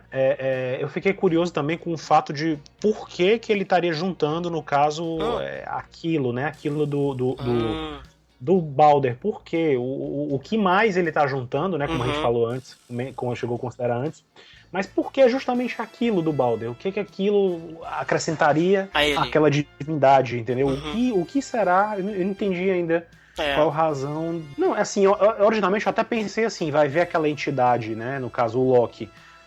Teria intenção em criar alguém superpoderoso para que fosse o arauto dele lá na frente também. Uhum. E também, ele também tinha intenção de criar alguém que justamente estivesse ali matando geral a galera, né? Uhum. Porque você vê que na luta do Fafnir com o Death Mask, né? Você vê que ele absorve a energia dos mortos também, né? Uhum. Com a Safira de Odin. Então, assim, de repente, o Loki tinha interesse em alguém que saísse fazendo a carnificina geral no mundo, entendeu? De repente era alguém que o favorecesse lá na frente. Mas, assim, eu fiquei pensando ainda, porque não foi isso, assim, expresso. O que foi mostrado é que ele realmente tomou a compaixão, né? O sentimento do Balder, tomou pra si. Eu não sei o que ele quer fazer com aquilo pra ele, o que é que aquilo vai acrescentar pra ele, entendeu? Entendi. Tudo bem que o efeito de ter tirado aquilo do Balder e ter feito ele ficar como ficou, né? Talvez o favoreça. Agora, o que ele vai fazer com aquilo pra ele, eu não sei, eu não entendi. Talvez seja uma parada assim, quer ver? Ó, lógica absolutamente canhesta. Uhum. Eu preciso de poder pra me libertar. Sentimentos são perigosos. Entendi. Então vou pegar isso aí pra mim. Ok. Talvez seja uma coisa rasteira assim mesmo. Uhum. Ou talvez, sei lá, tenha alguma coisa mais profunda no fundo. Balder não acredita nesse papinho do Shaka. Tá lá gigantão, né? E ataca ele, né? E pega ele na mão, essa coisa do Clothmith e tal. E aí, aquelas valquírias, né? Aqueles paradinha, empalam, né? O Shaka, enfia um monte de espada nele. Aí, naquele momento, eu juro que eu pensei, deu pro Shaka, acabou, gente, é isso aí. Os spoilers se confirmaram, Shaquinha morreu mesmo. E vamos ver o que vai acontecer, né? E aí, não. Na verdade, tudo se revela e ele tá na mão de Buda Xará, ainda. Você é um cara que gosta de ver o mundo queimado. Imagina o caos que seria entre o fandom se o Shaka morresse ali. Daquele jeito ainda, né? Empalado com muita espada. Não, imagina, quer ver? Imagina o caos que seria, por exemplo, se o Saga perdesse a luta dele, ou se o Shaka perdesse a luta dele. Mano, tipo assim, sei lá, os caras não iam ser. O pessoal do Soul of Gold não seria perdoado nunca. Pois é, porque na verdade tudo se revela. E eu achei isso muito legal. Eu só gostei daquela cena no início da Palma de Buda, porque agora voltou de novo, entendeu? Fez essa conexão. Só que agora ficou mais legal porque tinha aquela visão do Balder tá gigante, com o Shaka na mão dele. E aí, na verdade, ele continua na mão de Buda. E aí o Shaka, na verdade, ele tá só controlando tudo muito bem. E esse foi uma conexão muito boa, muito legal, muito bem feita, entendeu? Eu achei que o ciclo das 6 existências foi super mal feito, achei super jogado ele começar com a mão de Buda, mas fazer essa conexão lá do começo com agora ficou muito legal, né? E aí você percebe que ele tá super tranquilo na situação, ele já tá naquela posição dele, né? acha o Guerreiro Deus medíocre, dá aquela rebaixada foda nele, e aí revela aquele paredão clássico do Shaka. Clássico, quer dizer, né, a partir de Hades. Não é tão clássico, mas a partir de Hades, aquele paredão de Buda que a gente já viu. E aí, mesmo o gigantão daquele jeito que ele tava, ele diz que o Shaka diz que a alma dele não vai se libertar enquanto ele estiver naquele corpo, né? E aí ele abre os olhos de uma forma super esquisita e bizarra. Parecia assim, parecia que ele tava abrindo o olho e ele tava sofrendo do efeito disso, tá ligado? Isso lembra, por exemplo, como o Ikki ficou todo torto depois que o Shaka abriu os olhos. Foi bizarro. Então o Shaka deve ter, sei lá, tropeçado, deve ter respirado um segundo antes e ele mesmo foi vítima do próprio poder. Não esperava, né, que fosse tão forte. E vamos combinar, né, que nada vence o Shaka abrindo os olhos contra o Ikki, né? Aquela imagem ela é muito foda, velho. 1 milhão de olhos abrindo assim, é muito foda, né, cara? E aqui foi só essa animação esquisita mesmo, dele mesmo bizarro. Vai entender. Até na saga de Hades, quando o Shaka abre os olhos pra enfrentar o Saga, o Shoryukamus, né? Ele fica legal também o efeito, né? Dá aquele clarão assim, de repente. Eu acho que essas coisas, essas minúcias do Shaka, eu acho que, eu não sei, eles conseguiram resolver muito bem. Só ficou bonito a palma de Buda porque é um background maravilhoso que eles fazem, né? Mas essa mecânica dos golpes do Shaka, até os poderzinhos que saem da mão dele, que é uma bolinha e tem raiozinhos de volta, sabe? Eu achei muito meio qualquer coisa ali. Mas enfim. A gente já viu pela saga de Hades mesmo, que eu tava mencionando agora há pouco, que o Shaka é capaz de ir pra um corpo a corpo, e bater na galera e tal. Ele faz isso também, se ele quisesse, entendeu? E faz ele muito bem, né? Tido uma luta bem assim, mas... Acho que o Shaka não queria se aproximar muito daquela espada de repente. É verdade. E aí o Shaka desperta a armadura divina. E aí a pergunta óbvia: como? Por quê? Como assim? Por quê? E aí? Alan, salva a série, Alan. Fluido corporal da tela ali, porra. Qual fluido? Não tinha fluido nele, não. Nossa, chorou ali, sei lá. Não chorou, ele não morreu, Bruno. O cara ficou com a adaga lá o tempo inteiro, o maluco deve ter chegado lá. Que ele sentou na adaga, durante um tempão ficou. Ou isso, o que aconteceu na saga de Hades, toda aquela proximidade que ele tinha com a Athena e tal, com a Saori, e de repente aquilo ali já tenha servido pra criar a conexão e pra ter abençoado o Aiolos, né, também. Pois também teve isso. O Aiolos também não teve bem esse momento, apesar de que, como eu falei, o Bruno vai detestar, mas eu vou falar. Em Ghost Canvas, por exemplo, você vê muito isso, assim, bastou a Sasha tocar no colar de flores e ir fazendo o colar e pedindo e mentalizando coisas boas, que aquilo ali ganhou um status de poder, né? Aquilo ali ganhou uma coisa divina. Sim. Então, assim, eu imagino que o contato que a Saori teve com o Shaka, mais do que com os outros Cavaleiros de Ouro, né, na saga ali da de Hades, de repente, aquilo ali já serviu pra dar um up na armadura dele, né? Assim como o Aiolos também, se você parar pra pensar que a Saori, desde criancinha, brincava com a orna da armadura de ouro, também, assim, acho que já tinha também um traço muito forte, um elo muito forte com a armadura de Sagitário. Né? Mas o que a Saori já deve ter espirrado naquela armadura, babado naquela armadura, tudo bem. Tem imagem dela no anime que ela tava sentada em cima da Então, Una. O que ela já deve ter feito de cocô naquela armadura, bicho, tá tranquilo. Mas o que me pegou, na verdade, é porque a série fez questão de mostrar que ela chorou em todo mundo, mostrou um monte de coisa. Só que e o Miro precisou dar a adaga nas mãos pra poder despertar. Então quando o Shaka despertou, eu fiquei assim, mas faltou alguma coisa aqui, gente.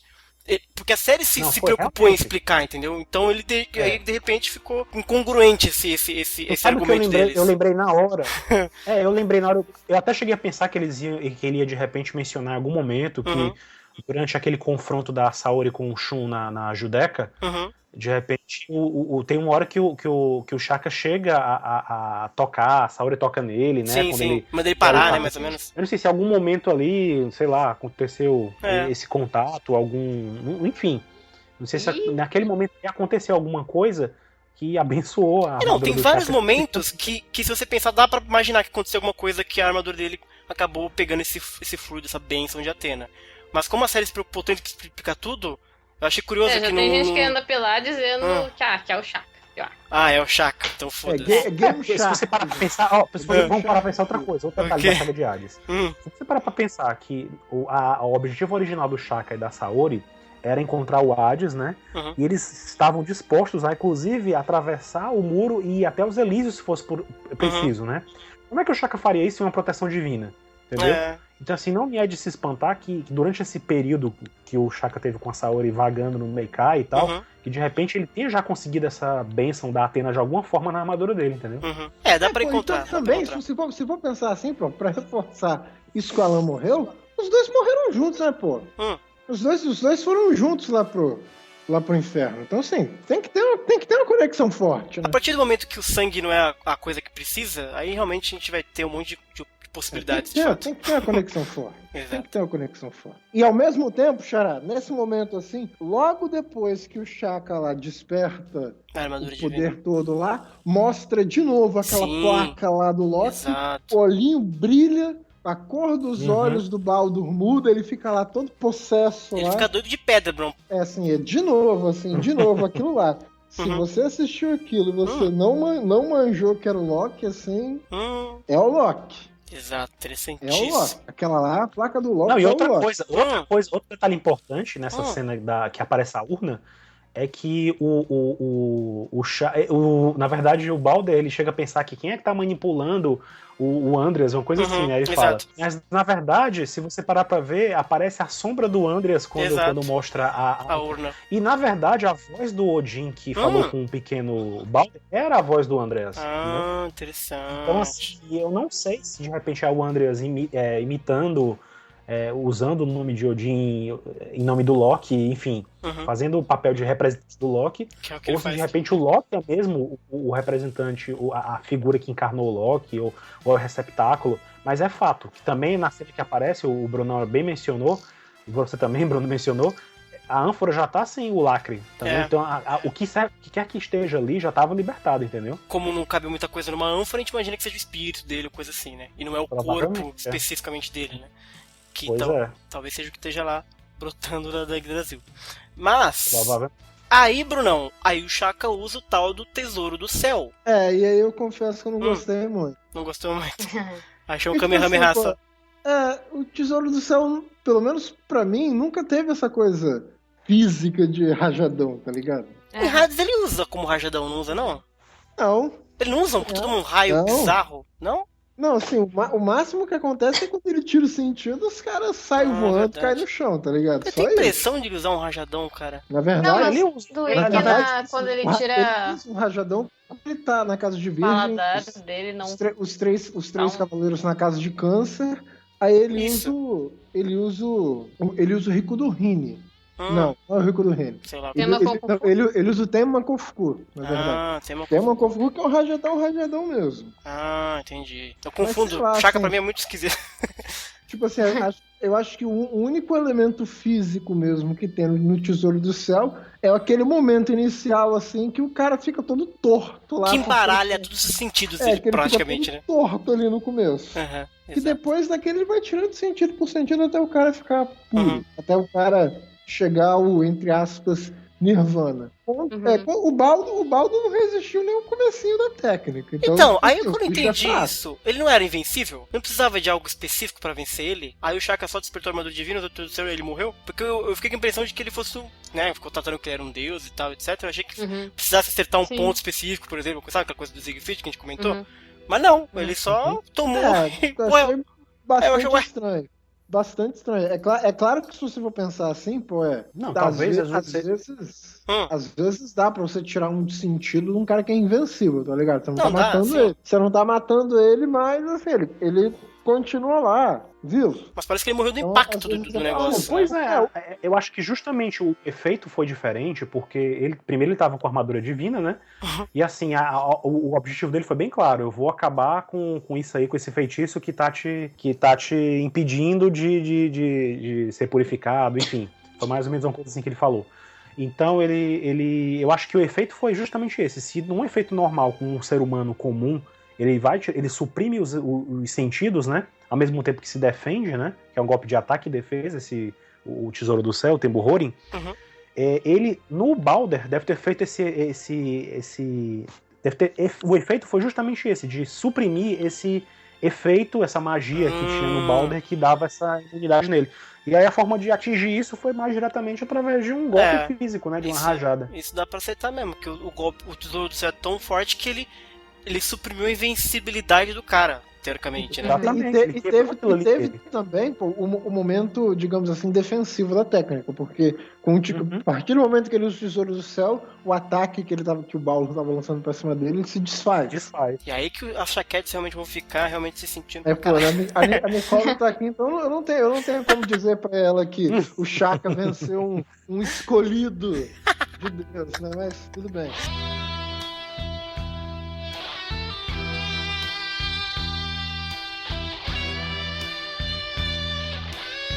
E aí o Baldur atinge, né, o cristal, destruindo tudo. Ele cai, o Shaka vai ajudar ele, né? E o Shaka não tem nenhuma marca no rosto, Brunão, porque, né, aparentemente ele é fodão. Vale um pequeno detalhe, Xará. Vale um pequeno detalhe. O Shaka é tão forte que ele não morreu de estafa. Que decadência, né, brother? Exato, vai tomar no cu. Você precisa ser cavaleiro de ouro favorito dos fãs pra não morrer de estafa. Foda, viu? É foda isso. E aí nesse momento que o Baldur tá nas últimas, ele pergunta pro Shaka o que foi que ele perdeu, né? Eu achei bonita essa cena até, inclusive. Acho que dramaticamente ficou legal. O cara fala, você perdeu sua humanidade, você perdeu sua compaixão pela dor dos outros. A sua capacidade de se sensibilizar com o sofrimento. Aí mostra o cachorrinho, Brunão. Isso aí que eu acho muito palha. Porque, tipo assim, tem coração, Brunão. Todas essas coisas que o Shaka diz, que ele fala que é uma coisa que os deuses têm, na verdade não são coisas que os deuses têm, meus queridos, mas são coisas que humanos têm. O Shaka sempre vendeu uma coisa assim, o tempo inteiro, em Sensei. Ele sempre falava mais assim de comportamento humano do que do divino propriamente dito. Talvez ele possa ter mudado de opinião quanto aos deuses por ter conhecido a humana, que é, por acaso, a Atena. Reencarnação de Atena e tal. Isso pode ter mudado a opinião dele sobre os deuses. Mas, em geral, quem são os caras que são piedosos, compassivos, sensíveis ao sofrimento dos outros e tal, são humanos. Os deuses, em geral, em Sensei, são todos maníacos, cruéis, que querem controlar o mundo e decidir como as coisas têm que acontecer. Parem pra pensar assim, por favor. A Atena em Sensei é uma exceção. Ou eu tô enganado? Sim, é completamente. Tanto que os deuses não aceitam ela também. Eu acho que o Odin também se encaixa nesse padrão. É verdade, o Odin é bonzinho. É o Odin, né? E a Hecate me pareceu neutra. Quem? A Hecate no Next Dimension me pareceu... Ah, é outro? Eu não conheço essa obra. Eu também não sei, mas a Hecate no Next Dimension não dá pra ter certeza se ela é só uma ser que tem referência à divindade ou se ela de fato é, entendeu? Pra mim não tá 100% esclarecido isso. Eu só queria dizer que isso me deixou um pouco assim, Meu pai achei meio palha, achei tipo assim, uma liçãozinha de moral desnecessária, tá ligado? De repente ele até quis comparar ao Buda mesmo. Porque o Buda é assim. Sim, com certeza. Mas assim, o Buda é assim porque ele é o mais humano de entre todos os humanos. Foi o cara que chegou assim, no suprassumo da humanidade e decidiu, ao invés de ir pro Nirvana, chegar à iluminação e tal, ele decidiu voltar pra ajudar os outros a atingir a iluminação, tá ligado?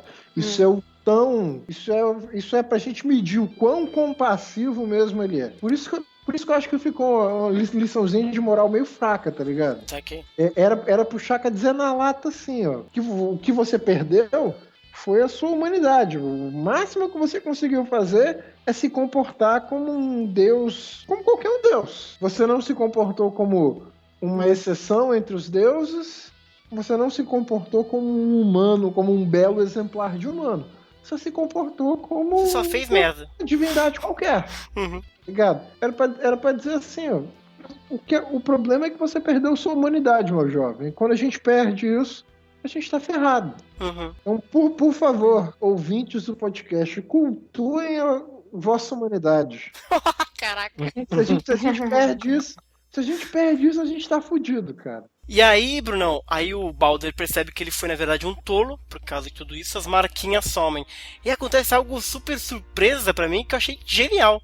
que automaticamente ele começa a sentir as dores de todos os golpes, todos os flagelos que aquilo tinha feito o corpo dele evitar, né? Então ele começa a sofrer pra caralho. Tipo, é muito bizarro isso, mano.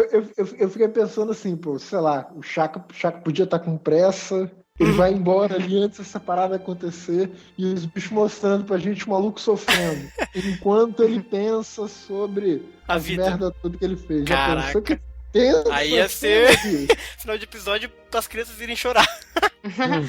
Mas o Chaka, fofo do jeito que ele é, Aí Bruno. foi um momento fanservice. Foi bonitinho, velho. Ele tirou o primeiro sentido e foi legal, né? Porque ele não tirou sentido nenhum na luta. Só Ele foi tirou, mais só uma tirou o vez. tato. Pá. Tá. piedade, né? Porque Piedade. Foi justamente E o o povo contraste chegou- daquele momento dele com o Shun do passado. né? Exato, né? Você vê como ele é um ser humano um pouquinho diferente. E aí o Balder agradece e morre. Só que o Chaka diz pra ele no finalzinho pra ele não se preocupar, porque a morte não é o fim, Bruno. Né? Essa coisa toda do sim. Chaka. Bonitinho. Esse é dos meus.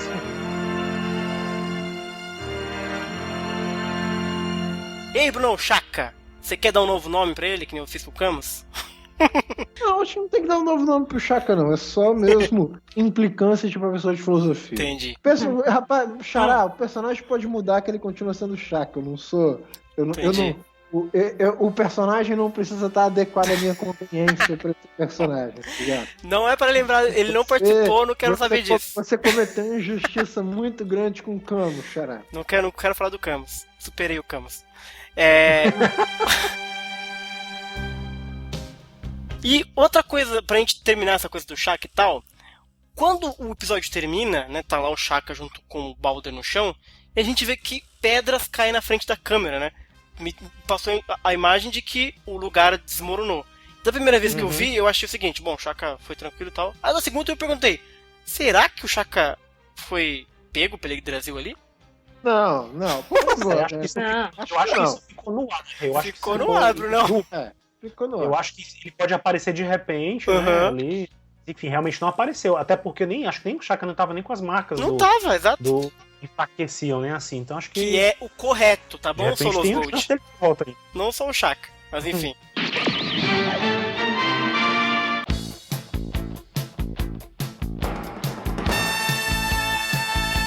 Vamos falar rapidinho, pessoal, da luta do Doku antes de começar do MDM, que é coisa rápida, pá, bate bola. Doku continua batendo em espírito, tá, usando o colar do dragão e tal, e ele percebe que a Lífia não é propriamente a Lífia, né? E aquela voz aparece dizendo que ela tem uma última missão. Aquela voz eu imagino que já seja o Loki. Já vamos. Nessa última cena do Doku, né? Que ele tá com o Utgarda, me deu a impressão que o Utgarda ele dá uma olhada assim pro Doku, e o Doku dá uma sacada em alguma coisa, muito rápido assim. Eu fiquei com essa impressão. Nas duas vezes que eu vi, eu fiquei com essa impressão, na verdade. Não, eu acho que sim. Acho que ele deve ter percebido alguma coisa a mais. Ele já sacou que a Lífia era estranha, né? Exato. O primeiro contato que ele teve com ela, Uhum. ele sacou na hora, né? Pois é. Então, assim, eu não me espantaria se de repente ele já tivesse percebido até o que o Utgarda é também, né?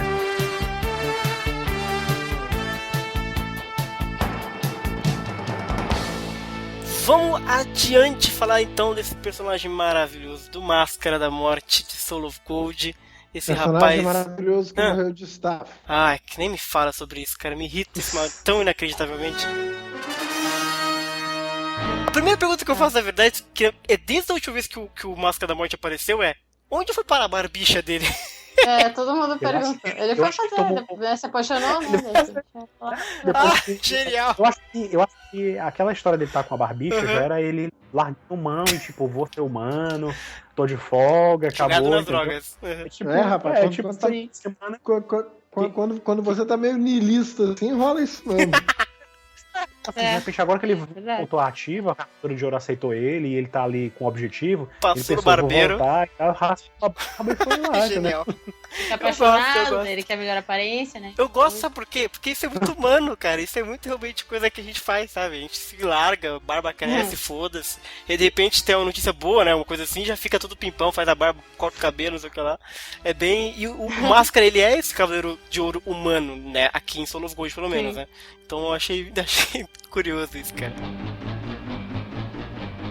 Mas a gente tá ali vendo o Mu apanhando do Fafnir. E é muito engraçado porque o Fafnir, eu falei do Balder, mas o Fafnir tá completamente louco de pedra. Ele tá. Mano, cheirando Yggdrasil que nem um louco, né? E tá dando maior Esse é um trabalho pro personagem que devia ter morrido há horas e Exato. ficou. E ficou e tá, mano, loucaço. Tá realmente possuído. E o Mu apanhando, hein? O Mu apanhando, gente. Achei que ele ia... completamente louco de droga. Louco de dorgas, mano. O Mu não chega a perder, né? Mas o Máscara chega e manda o Mu ir adiante, que ele vai dar um jeito no Fafnir, porque tem pendências ali com ele, né? E dá-lhe chique na cara dele, cara. Achei genial, assim. Funcionou, finalmente funcionou, né? Porque geralmente essa porra não funciona. E os dois foram pro Yomotsu Hirasaka. E eu gosto muito do Yomotsu Hirasaka, cara. A temática é tão legal, cara. E aí, antes de continuar a luta, óbvio, o Mu deu aquela ligação de Skype pro Máscara da Morte. Tá tudo bem aí, cara? Não sei o que lá, e o Máscara manda ele seguir adiante. E o Mu, é legal isso, que ele fala que ele vai deixar o cristal pra ele, né? Achei super legal isso, ele confiando que o Máscara ia voltar. Eu achei meio tosco, ele podia ter destruído e ido pra frente. Né? Eu achei bonito, cara, eu achei legal. Eu acho que ele podia ter dito, beleza, tá cuidando do cara aí, eu vou quebrar aqui e vou adiante, tá beleza? Ele confia no Máscara, cara, que isso? Essa mania de ficar um em um, sempre. Deixa o cara, é pra obrigar ele a voltar, então eu gostei disso. Já pensou se desse azar e o Máscara não tinha Não, o Mu sempre faz dessas, né? Vocês já falaram que o Mu é daquele tipo que, vou confiar até o final. Exato, né? E não vou interferir em nada. Tipo, nas 12 casas... Puta, pode crer, total. É verdade, é bem Mu fazer isso. Pô, com o risco do bicho morrer de estafa, por que você não vai?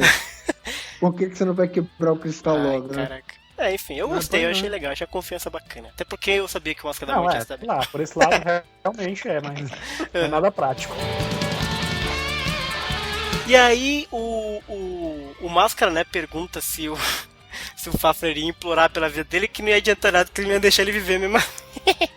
O Máscara é muito bom, cara, ele é genial. E aí que o Fafnir aponta aquela questão que a gente debateu na sinopse do episódio, né? Que ele aponta pras criancinhas andando ali na filinha de almas penadas, né? Que a gente ficou achando que era a Helena, que era não sei quem, que era o Afrodite, que talvez até fosse o Chakra, a gente de novo não acertou. Na verdade, a gente viajou e nada. Na verdade, eu só pedi aos ouvintes pra prestar atenção, porque podia ter coisa. Mas a gente acabou que não falando tinha nada. coisa. E não tinha nada. Mas de certa forma, aquilo ali representava a Helena, né? Os meninos ali. Não, foi muito legal. Era o que ela tinha deixado pra ele, entendeu? O que ela tinha deixado na Terra eram os irmãos, entendeu? Então era... E é legal, porque, de fato, bom, a Helena morreu, realmente, já tinha morrido mesmo. Eu achei que ela ia aparecer, de repente, pudesse salvar, mas não, já tinha foi. Esperança dele conseguir. Eu também achei que ia ter casamento no final, mas não vai ter. Mas apareceram as criancinhas, isso é muito legal, né? As criancinhas aparecerem pro Máscara, ele ter que se importar com as crianças. Cara... Sim, aí teve aquela cena clássica de Shonen, né? Sim. Tipo, eu nunca imaginei Máscara da Morte protagonizando uma cena dessas, tipo, lá, Yusuke Urameshi, ou Seiya, enfim. Com os amiguinhos falando, vai lá, faça. Eu só achei meio bizarro isso, porque, assim, em tese, quando quem tá vagando pelo Yomotsu por vias naturais, por assim dizer, né? Quem tá em coma ou à beira da morte e tal, não tem essa consciência de falar com alguém, entendeu? Eu achei meio só um pouco forçado isso. Mas também eu interpretei meio que o Máscara da Morte, Death Mask, ele tem essa coisa de falar com os mortos, sei lá. Pode ser, tem alguma coisa que ele consegue ter um contato que os outros não têm. Ele tem acessos, né? Tentei salvar por esse lado aí, entendeu? Tentei salvar, é ótimo. E aí que o Fafnir explica o lance, né? Que na verdade, assim, as crianças ainda não morreram. Mas ele precisa ficar vivo, senão elas vão morrer, né? E aí o Máscara dá aquela hesitada e ele começa a apanhar, né, do Fafnir, né? Toma uns ataques, e aí começa a tomar porrada, e já começa a aparecer a marquinha no rosto do Máscara. Então eu falei, vai se fuder, gente, o que é isso? Eu fico puto com essa marca, gente. Essa marca vai tomar no cu, essa merda. É a regra de Soul of Gold que eles inventaram, mas que pra mim é muito paia, muito paia. Aí rola outro Paranauê muito louco, que é essa parada da Safira retirar o poder dos mortos, deixando o Fafnir ainda mais forte. Que é que eles inventaram agora isso, né? Porque sim, e aí eu fiquei assim, mas será que precisava disso? Ele já não tava batendo no Máscara da Morte, entendeu? Eu achei que foi um argumento que eles inventaram ali que não precisava, o Máscara já tava apanhando já. E aí ele solta essas rajadas de Dragon Newt, que são os meteorozinhos do Fafnir. E aí acontece a cena mais icônica do episódio, pelo menos pra mim, que aí ele pisa na cabeça do Máscara da Morte, né? Que é quando ele vê as criancinhas, né? Pede pra ele voltar pra Terra. Aí ele vê as criancinhas e exatamente igual o Shiryu vê a Shunrei, né? A Shunrei fala com ele, e aí ele desperta o Cosmo, que queima e tudo mais, né? Então esses ecos que o Máscara da Morte tem com o clássico, desde aquela coisa dele olhando para a armadura, ele falando que a armadura aceitou ele. Cara, isso é tão legal, cara. Funciona tão bem com Máscara da Morte isso, né? Sim. E essa coisa das crianças falando com ele, pedindo pra ele lutar e tal, que foi algo que ele recriminou, né? Ele atacou a Shunrei pra parar de fazer isso, que incomodava ele na luta contra o Shiryu, e que agora ajudou ele a superar, né? E aí ele fala que a irmã deles, né, a Helena, fez ele perceber que mesmo um cara como ele conseguia se importar e proteger os outros. Então, essa coisa do personagem que muda muito, mas ele ainda é muito autoconsciente de como ele era, que é aquela coisa que eu vou falar só uma vez, que me faltou do Camus. Eu não senti isso, entendeu? O Máscara, sim, ele mudou radicalmente, mas ele ainda é autoconsciente de quem ele era, entendeu? E é muito legal isso. Isso me dá pra acreditar nele, né? E aí Injustiça com o Camus. Chega de Camus, já foi de Camus. Injustiça com o Camus. O Saga sempre é pinta de traidor e o Camus é o que mais muda de lado. E aí o pé do Fafnir queima, que é a referência mais óbvia e mais genial com o que tinha acontecido com o próprio Máscara com o Shiryu, né? Essa coisa de trocar de lugar, que é muito esses ecos do Máscara da Morte, que são muito geniais, né, cara? E, pô, foda, ele se levanta, e aí é quando ele desperta a armadura divina dele, né? A armadura de câncer inteirona e tal. Eu não sei se eu gosto muito daquela animaçãozinha das armaduras brilharem e terem uns negocinhos assim e tal, elas aparecerem, mas quem sou eu? O Máscara fala uma das coisas mais impensáveis, que é: não importa o quão jovens, as crianças não deveriam morrer. Aí eu, porra, quem diria, hein, senhor Máscara da Morte? Quem diria você me mandando essa? Só que aí o Fafnir fica todo preocupado, né, que se matar ele, as crianças morrem também. E aí o Máscara diz que não vai matar ele. E aí, cara, é muito interessante. E nesse momento, ele usa um golpe. Que golpe que é esse que eu também não conheço? Criaram um golpe novo. É golpe novo pra ele? É um golpe novo. Puta, que genial, gente. É muito legal. Sério. Eu confesso que eu não prestei atenção. Assim, a coisa que me veio à cabeça foram golpes que o Cavaleiro de Ouro de Câncer usa em Lost Canvas.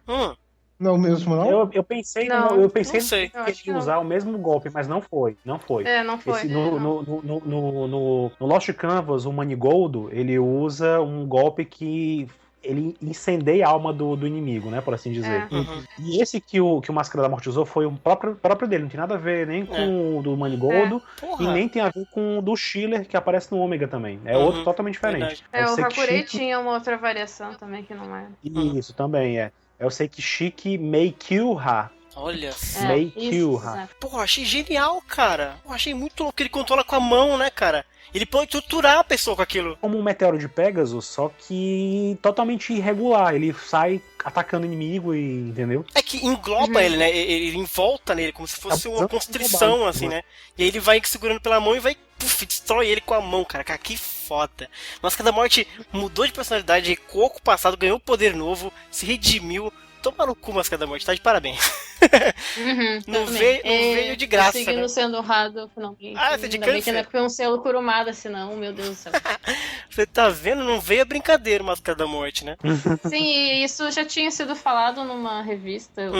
Acho que o diretor do anime falou que os fãs do Máscara da Morte, do Afrodite, não iam precisar se preocupar, porque tinham muitos fãs do Máscara da Morte fazendo Soul Gold. Tamo na realmente, falta. a promessa dele, eu acho que a promessa dele se cumpriu. Ele disse na entrevista, inclusive, ele disse na entrevista que todo mundo tava sabendo que era pra dar destaque ao Death Mask quando ele aparecesse. Que foda. Assim, eu acho que realmente, todo momento que ele apareceu, ele chamou a atenção, de um jeito ou de outro. Não, e os dois capítulos melhores, na minha opinião, realmente foram aquele que ele brilhou, assim, casualmente. Foram os dois melhores. O 4 e o 9, pra mim, foram os melhores. Tô ansioso pra ver o Blu-ray, né, que vai ter o episódio 3 lá e tal, pra ver como é que vai ser, se teve algum retoque, alguma melhoria naquele episódio, que já foi bem interessante, né? Realmente, o Máscara da Morte, toda vez que apareceu em Sensei Soul of Gold, ele realmente, pra mim, ele rouba a cena, cara. Desde do primeiro, quando ele aparece lá falando um monte de merda pro Aioria, entendeu? Ele já é genial.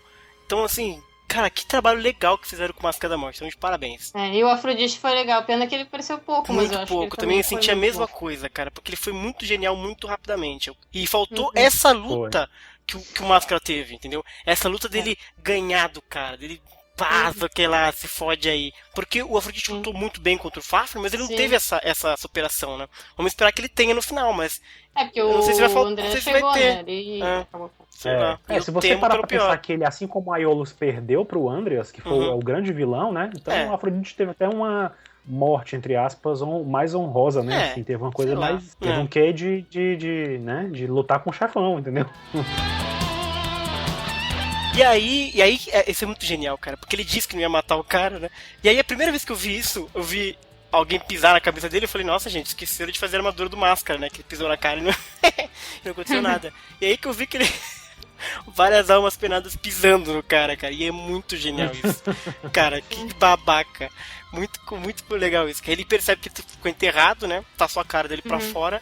E aí é aquela coisa de fazer jus ao nome, né? Que é o Máscara da Morte, com aquela máscara pra fora, né? Porra, que foda, gente. Puta que pariu. Então de parabéns. Isso eu não tinha parado pra pensar. Mas pois é, a tal da máscara. Mas é bem bolado. Foi só eu que achei que a máscara da armadura divina do Máscara da Morte tava muito bizarra. Ela é bizarra, não é eu que achei ela estava. Em alguns planos ela ficou mais... É porque ela ficou realmente muito torta, não parece? Parece que ela tá... esquisita, né? Parece tipo assim, que ela não tá presa totalmente, que ela tá querendo escapar pra um lado, sei lá. Mas, como eu diria eu, né? Infelizmente ele volta, destrói o cristal e cai de estafa. Aí vai tomar no cu, né, gente? Eu já entendi que é a regra de Sensei. Eu já também imaginava. Botou a armadura de divina, caiu. É a regrinha que eles inventaram. Bruno, enfim. Aceita que dói menos. Tem que aceitar. Aceita que dói menos, é foda. É difícil aceitar. Não aceita não, Xará. Pode protestar. Foi legal, o Máscara da Morte subiu. Eu não consigo, cara. Vamos pra rua amanhã protestar. Vamos. Não, nem vamos. Agora pelo menos a Toei fez um trabalho legal com ele. Fez. Mas é a mesma coisa, fez um puta trabalho legal com o Aldebaran e ele morreu de estafa também, entendeu? Tá então, proibido morrer de estafa. Tá proibido, cara. O Miro morreu assim, gente. Ele não fez. Então, exato. Vou baixar um decreto em Sensei. Histórias de Sensei não pode ter morrer de estafa a partir de agora. Chega disso, não aguento mais nego morrendo de estafa.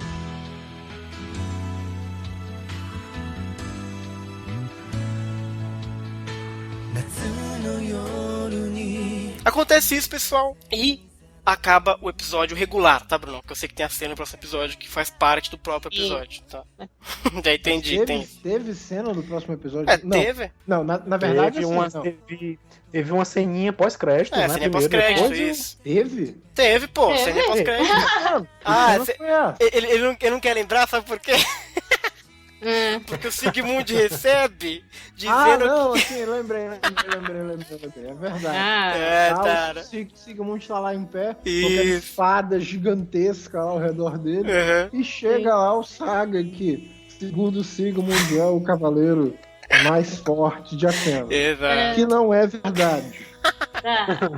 Sim, as aparências enganam, meus queridos. Ai, meu Deus do céu. E não, aí, assim, tipo, todos eles ali em Asgard, assim como o Balder falou que o Shaka era mais próximo de Deus, e o Andreas sabia disso também, assim, como quer que eles tenham sabido sobre o Santuário e os Cavaleiros de Ouro, investigado e tal, eles sabem o jargão que todo mundo usa por aí entendeu? No popular. No Google, isso que eu falei, o André foi lá que falou no Google. Não tem as informações sobre assim cada um. Ele assim, é o que todo mundo diz, entendeu? Dizem que ele é o mais próximo de Deus. Dizem que ele é o mais forte, entendeu? Então assim, ele tá indo pela fama, né, da galera. O pessoal do Soul Gold disse que iam dar um destaque pro Shaka e o Saga nesse sentido de realmente serem mais fortes. Amigos, vamos então comentar o episódio, né? O que a gente achou, quantas notas você vai dar. Vamos começar com a Aline, que nunca fez, Aline. Aline, o que você achou do episódio e que nota você dá pro episódio de 0 a 8 sentidos? 8,5. 8,5? Mas é de 0 a 8? Qual é que você vai dar 8,5? Não, eu tô pensando em 10, porque assim, tipo... Não, assim, eu acho que a única coisa que fica um pouquinho é alguns detalhes da animação, só que no geral ficou melhor do que os outros. E como tu disse, podia ter sido mais explorado algumas coisas, mas acho que, como eu falei, pra mim até agora foram o 9 e o 4 são os melhores. Pra mim o 4 foi o melhor, tá? Seria 10 de 10. E acho que esse daria 9. Caraca. Ok, 9 de 8 sentidos.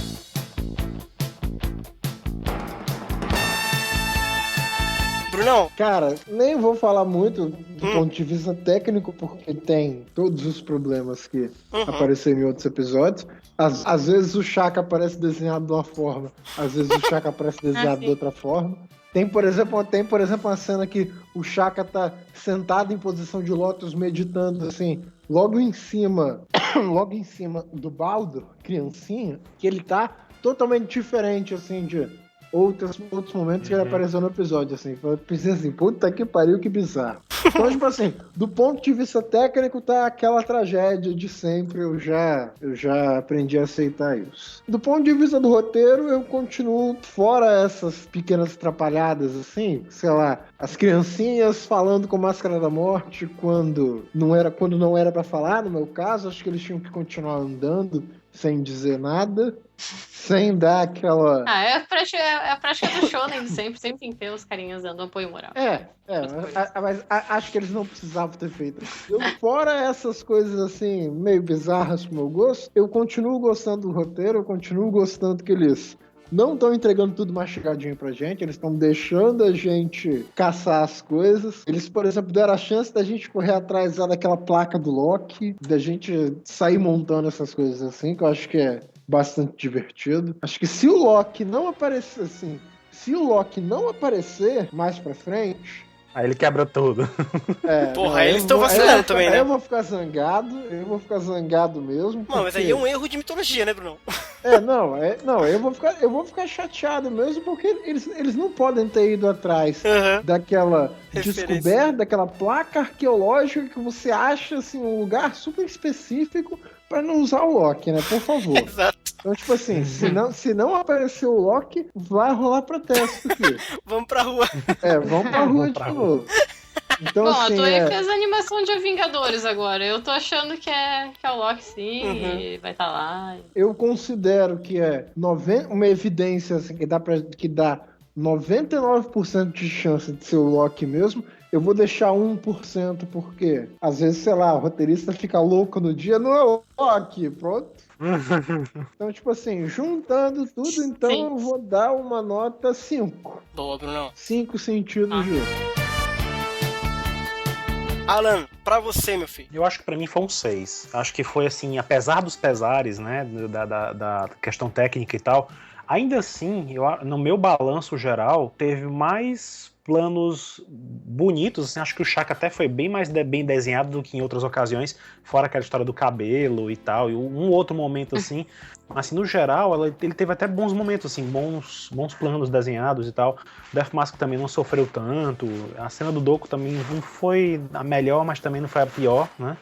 Então, assim, acho que no geral, o balanço de técnico pra mim foi razoável, entendeu? E o roteiro pra mim, como o Brunão falou, pra mim continua agradando bastante. Só me incomoda ainda, o que a gente falou bem no começo, é o ritmo, né? Que, assim, que as lutas, se tivesse 2 episódios pra tratar daquele mesmo episódio, talvez tivesse a gente visto um pouco mais, né? Um pouco melhor. E acho que só tenho a reclamar disso. Mas e por isso que no geral pra mim foi um 6, né? Apesar de é quase a nota máxima, né? Que é um 7 no nosso... Não, 8, né? No nosso conceito. Isso. Mas eu acho que assim, não foi um dos melhores episódios, mas também tá longe de ser um dos piores, viu?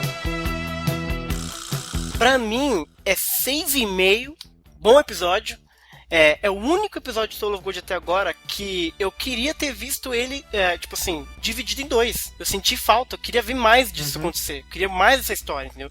Porque os outros episódios... Tudo bem, eu gostava da coisa mundana e etc, que até aceitaria tranquilamente ter mais aquilo, mas não ficou faltando, entendeu? Mas aqui não, aqui as histórias eram muito... Eu achei muito legais, cara, eu achei muito legal a coisa do Baldur, a história do Baldur, e ele ficou muito meio unidimensional porque ele foi muito corrido. Porque a história dele, aliado com todo o embate dele com o Shaka, se desenvolvido em 2 episódios, porque na verdade o episódio parecia um clipe, na verdade, de algo maior. De uma coisa maior. Se você pegar até inclusive os cortes, entendeu? A maneira como a trilha sonora se comporta na mudança de cenas, por exemplo, entre flashback e coisa de agora, não transfere o drama que poderia transferir se fosse um episódio maior ou se fossem 2 episódios pra poder desenvolver. Mas eu achei muito legal, cara. Achei muito legal a história do Baldur, achei muito legal a coisa do Shaka. O Máscara da Morte nem se fala, foda pra caralho. Então eu gostei muito desse episódio.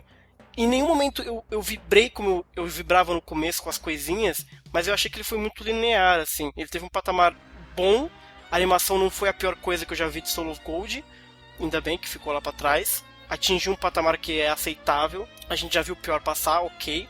As lutas... E tudo foi muito corrido por causa disso, porque os personagens eram muito legais. Os dilemas de cada um, né? As coisas do Máscara da Morte. Que se tivesse mais tempo, daria pra desenvolver um pouco melhor aquilo também. Do Camus. Não quero falar do Camus. Camus foi bom que foi só aquilo mesmo. E foi 6,5 porque eu gostei mesmo, assim. E falando em trilha sonora, Brunão, a música no finalzinho, ela é muito bonitinha. Quando o rapaz morre, o Balder. Eu achei ela muito bonitinha. Eu achei a música muito ruim durante o episódio, como eu disse, parece um clipe. A mesma música toca no passado, no presente, nada muda, não muda o clima da cena. Mas no final, quando ele morre, toca um tema bonitinho ali. Achei bacana isso. Mas eu achei que foi um bom episódio de Soul of Gold, cara. Gostei mesmo. É o único episódio, como eu falei, que eu gostaria de ter visto mais dele. Enquanto todos os outros não. Pra mim foi ok. E tem episódios que eu gostaria de ter visto bem menos. Só tem que observar, assim, que não tem essa coisa dessa animação ruim ser aceitável, né, Xará? A gente que tá dando... A gente que tá perdoando. Nem perdoando. A gente não tá perdoando. A gente só tá sofrendo menos. A gente escolheu sofrer menos. Que também não dá pra perdoar, né? Porque vai tomar no cu essa animação. Porra, Toei, não fode.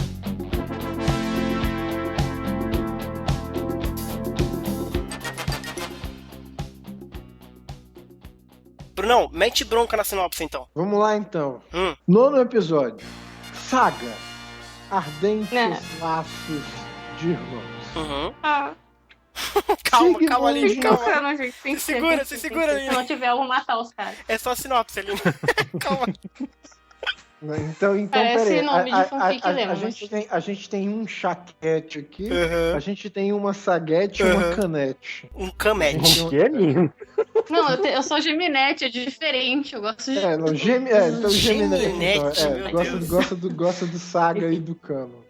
Não, é que a questão é que eu sempre quis ver uma coisa mais próxima em relação ao Saga e o Cano, e eu tenho que ter alguma coisa. Não pode ser só o Siegfried ou o Sigmund. Mete bronca aí, Bruno. Vamos lá, então. Sigmund inflama-se de vingança pela morte de seu irmão mais novo, Siegfried. Porém, ele é facilmente vencido pelo ataque esmagador apropriado para Saga, considerado o Cavaleiro de Ouro mais forte. Seu poder também impressiona André. Olha isso, cara. Caralho.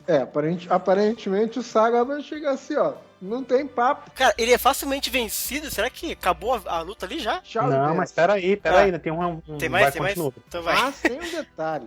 Quando o Saga iria finalmente acabar com Sigmund... Que isso? Surge uma luz diante de Sigmund.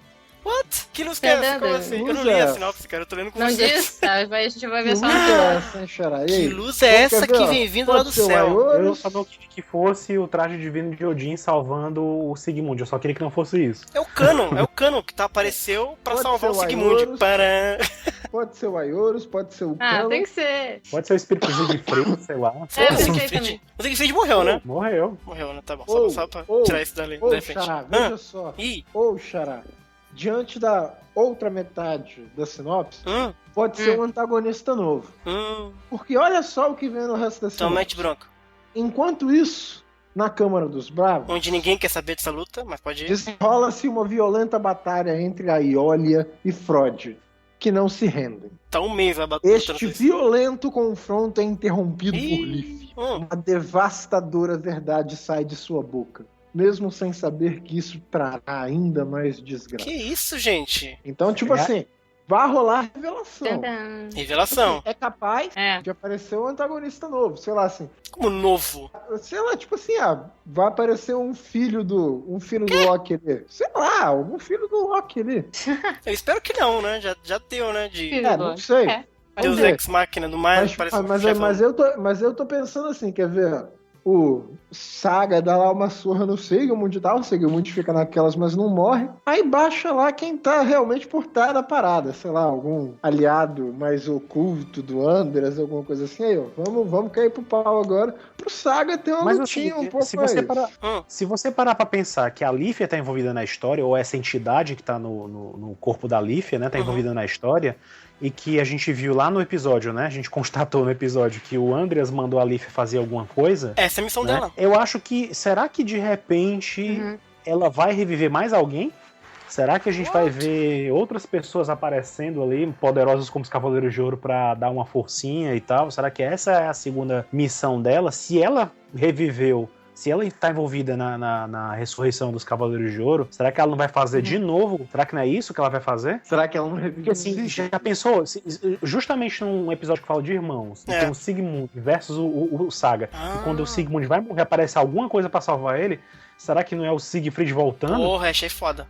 Porque assim, a gente sabe que Pois é, eu pensei nisso. Eu pensei. Pois é, o Soldier Soul, que é o jogo que vai sair agora no PlayStation 3, PlayStation PlayStation 4, tem um capítulo à parte na história, né? Tem o Crônicas, o Lendas do Cosmo, né? Que é a parte do Story Mode, né? Do clássico, que mostra desde a Batalha das 12 Casas até a Saga de Hades. E tem um modo à parte que eles chamam de Batalha de Ouro, né? Nesse modo é uma coisa que é descrita pelo diretor, pelo produtor do jogo, como algo baseado em Soul of Gold, mas não fiel a ela, porque é uma coisa que ainda está sendo desenvolvida, né? E aí eu fico pensando, se de repente, o Soul of Gold, eles devem de repente colocar os Cavaleiros de Ouro defendendo as 12 casas, com as armaduras divinas, da invasão dos outros personagens do jogo, de repente os Guerreiros Deuses e tal. E se de repente isso de alguma forma vai ser mostrado na história? Você vai ver que de repente a Lífia vai trazer de volta o Siegfried, o Mimi, a galera todinha, de repente? Gente do céu. Será que é isso? Entendeu? Eu tô só jogando a ideia. De repente, será que é isso? Eu acho que eu vou falar uma coisa meio bizarra e meio triste, mas eu não acho que essa galera de Soul of Gold vai conseguir lidar com muito personagem se eles trouxerem. Então acho que eles não vão por esse caminho, porque já é difícil 12. Botar mais 7 ainda, né? E falta pouco episódio, exato. Então eu acharia incrível, mas eu acho que infelizmente não tem laço pra fazer isso, não. Faltam. Não, e sem contar que uma coisa episódios. que o Sigmund tá, querendo se vingar. Não foi os Cavaleiros de Atena que mataram o Siegfried. Mas assim, ajudaram. É um ponto importante de discutir, né? Mas ajudaram, Só que é o seguinte que eu pensei, o que tinham falado, só que eu acho que ia ser... Não sei se a Toei pensaria nisso. Porque, aquilo ali aconteceu porque o Poseidon estava controlando a Hilda. Isso. Que estava sendo controlado pelo Canon. Eu não sei se eles vão fazer algo relacionado. Aí eu acho que é pensar... Não sei se é esperar demais deles. Mas... Eu até escrevi isso também, eu respondi a alguém que comentou sobre isso no meu Face também, eu comentei isso aí também. A minha ideia era essa. De repente, o ódio que o Sigmund tem dos cavaleiros em geral é porque se a batalha que aconteceu em Asgard foi por culpa de Poseidon, que estava sendo manipulado por Canon, e o Canon foi assimilado pelo exército de Atena e perdoado por Atena, de repente, né, tem um certo nexo aí, né, entre a raiva crescente dos cavaleiros, né? Eu acho que, na verdade, vocês mataram sem querer o que acontecer. O Canon vai aparecer aqui, gente. E vai falar pro Sigmund não ter raiva dos Cavaleiros de Atena, porque na verdade a culpa foi dele, entendeu? Foi ele que era um cuzão naquela época e manipulou todo mundo. Que a raiva dele deveria, sei lá, direcionar pra ele. E ele fica pra batalhar, o Saga segue em frente. Seria bonito. Você não quer ver o Canon? Olha o Canon aparecendo aí. Aí eu choro. Aí você chora. Porque tem essa coisa de laço de irmãos, né? Que, de repente... Talvez tenha até a ver com o despertar da armadura de Gêmeos como divina, de repente. Né, em algum momento, porque, sei lá, não me tira da cabeça que eles têm que ser fiéis ao que foi feito no anime. Não é possível. Porque no anime, as almas do Canon e do Saga se fundem no momento que antecede a cena do... Então, assim, na minha concepção, os dois estão compartilhando aquele corpo ali. Entendeu? Entendi. Então, assim, de repente, o Canon se manifesta e os dois juntos ali conseguem despertar a armadura divina que representa uma dualidade, né? Que representam duas figuras. É uma parada complicada. Eu confesso que eu entendo isso, e até faz sentido, porque eles estão no inferno, né? As almas, então... Mas eu acho um desperdício de personagem você deixar os dois no mesmo corpo, entendeu? Seria legal ver eles separados, assim. Eu esperava que ele fosse Utgarda. Como ele não vai ser... então... todo mundo achou. E como o episódio traz essa coisa dos laços de irmãos... Não mas é acho possível que seja só o Siegfried, né? De repente... Sigmund fala do Siegfried, daí, sei lá, de repente... Vai ter certeza do flashback do Saga. Essa coisa que aparece pra defender o Sigmund pode ser o Canon, né? Então, controlado pelo Andreas, revivido pela Lífia, e vem lá defender e lutar irmão contra irmão de novo. Ou nem controlado, sei lá, de repente é só pra se sentir... Ele tem essa coisa de espiar os pecados dele, e esse é um dos pecados que de repente ele não espiou com Asgard, por exemplo, entendeu? Ele se desculpou tudo lá com com Athena, né? Com a penitência do imortal, aquela coisa do Miro e tal. Mas de repente ainda falta o perdão de Asgard, porque ele destruiu todo mundo morreu por culpa dele, né? Então de repente seria legal abordar isso. Então ele vai lutar por Asgard pra cumprir uma promessa, né, Xará? Nossa, ela vem, né? Não. Mas aí ficaria muito bem feito, faria sentido mesmo. Um solzinho de tapa aí.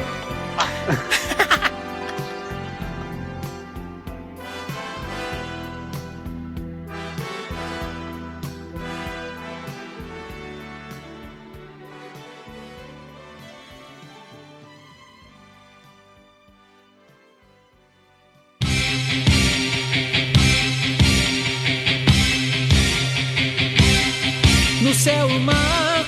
Comentário, que coisa feia o cabelo do Saga nessa foto, hein? Tá feio esse cabelo dele, não tá não? A sobrancelha eu não achei o Saga, sinceramente, eu só achei o Saga bem desenhado. Naquela cena. Naquela cena em que ele aparece no fogo. Exato. Quando ele vai ajudar o Milo. Eu só achei aquele momento dele bem desenhado. Tá legal. Na abertura tá particularmente também, mas... É verdade. Tirando isso... Mas depois ele não foi bem desenhado. Né? É que o animador gastou tudo naquela cena, depois fodeu. Nas outras cenas não sobrou. Não consigo balancear, sabe? Deve ter economizado dinheiro pra comprar os cloth mesmo. Como um sonho.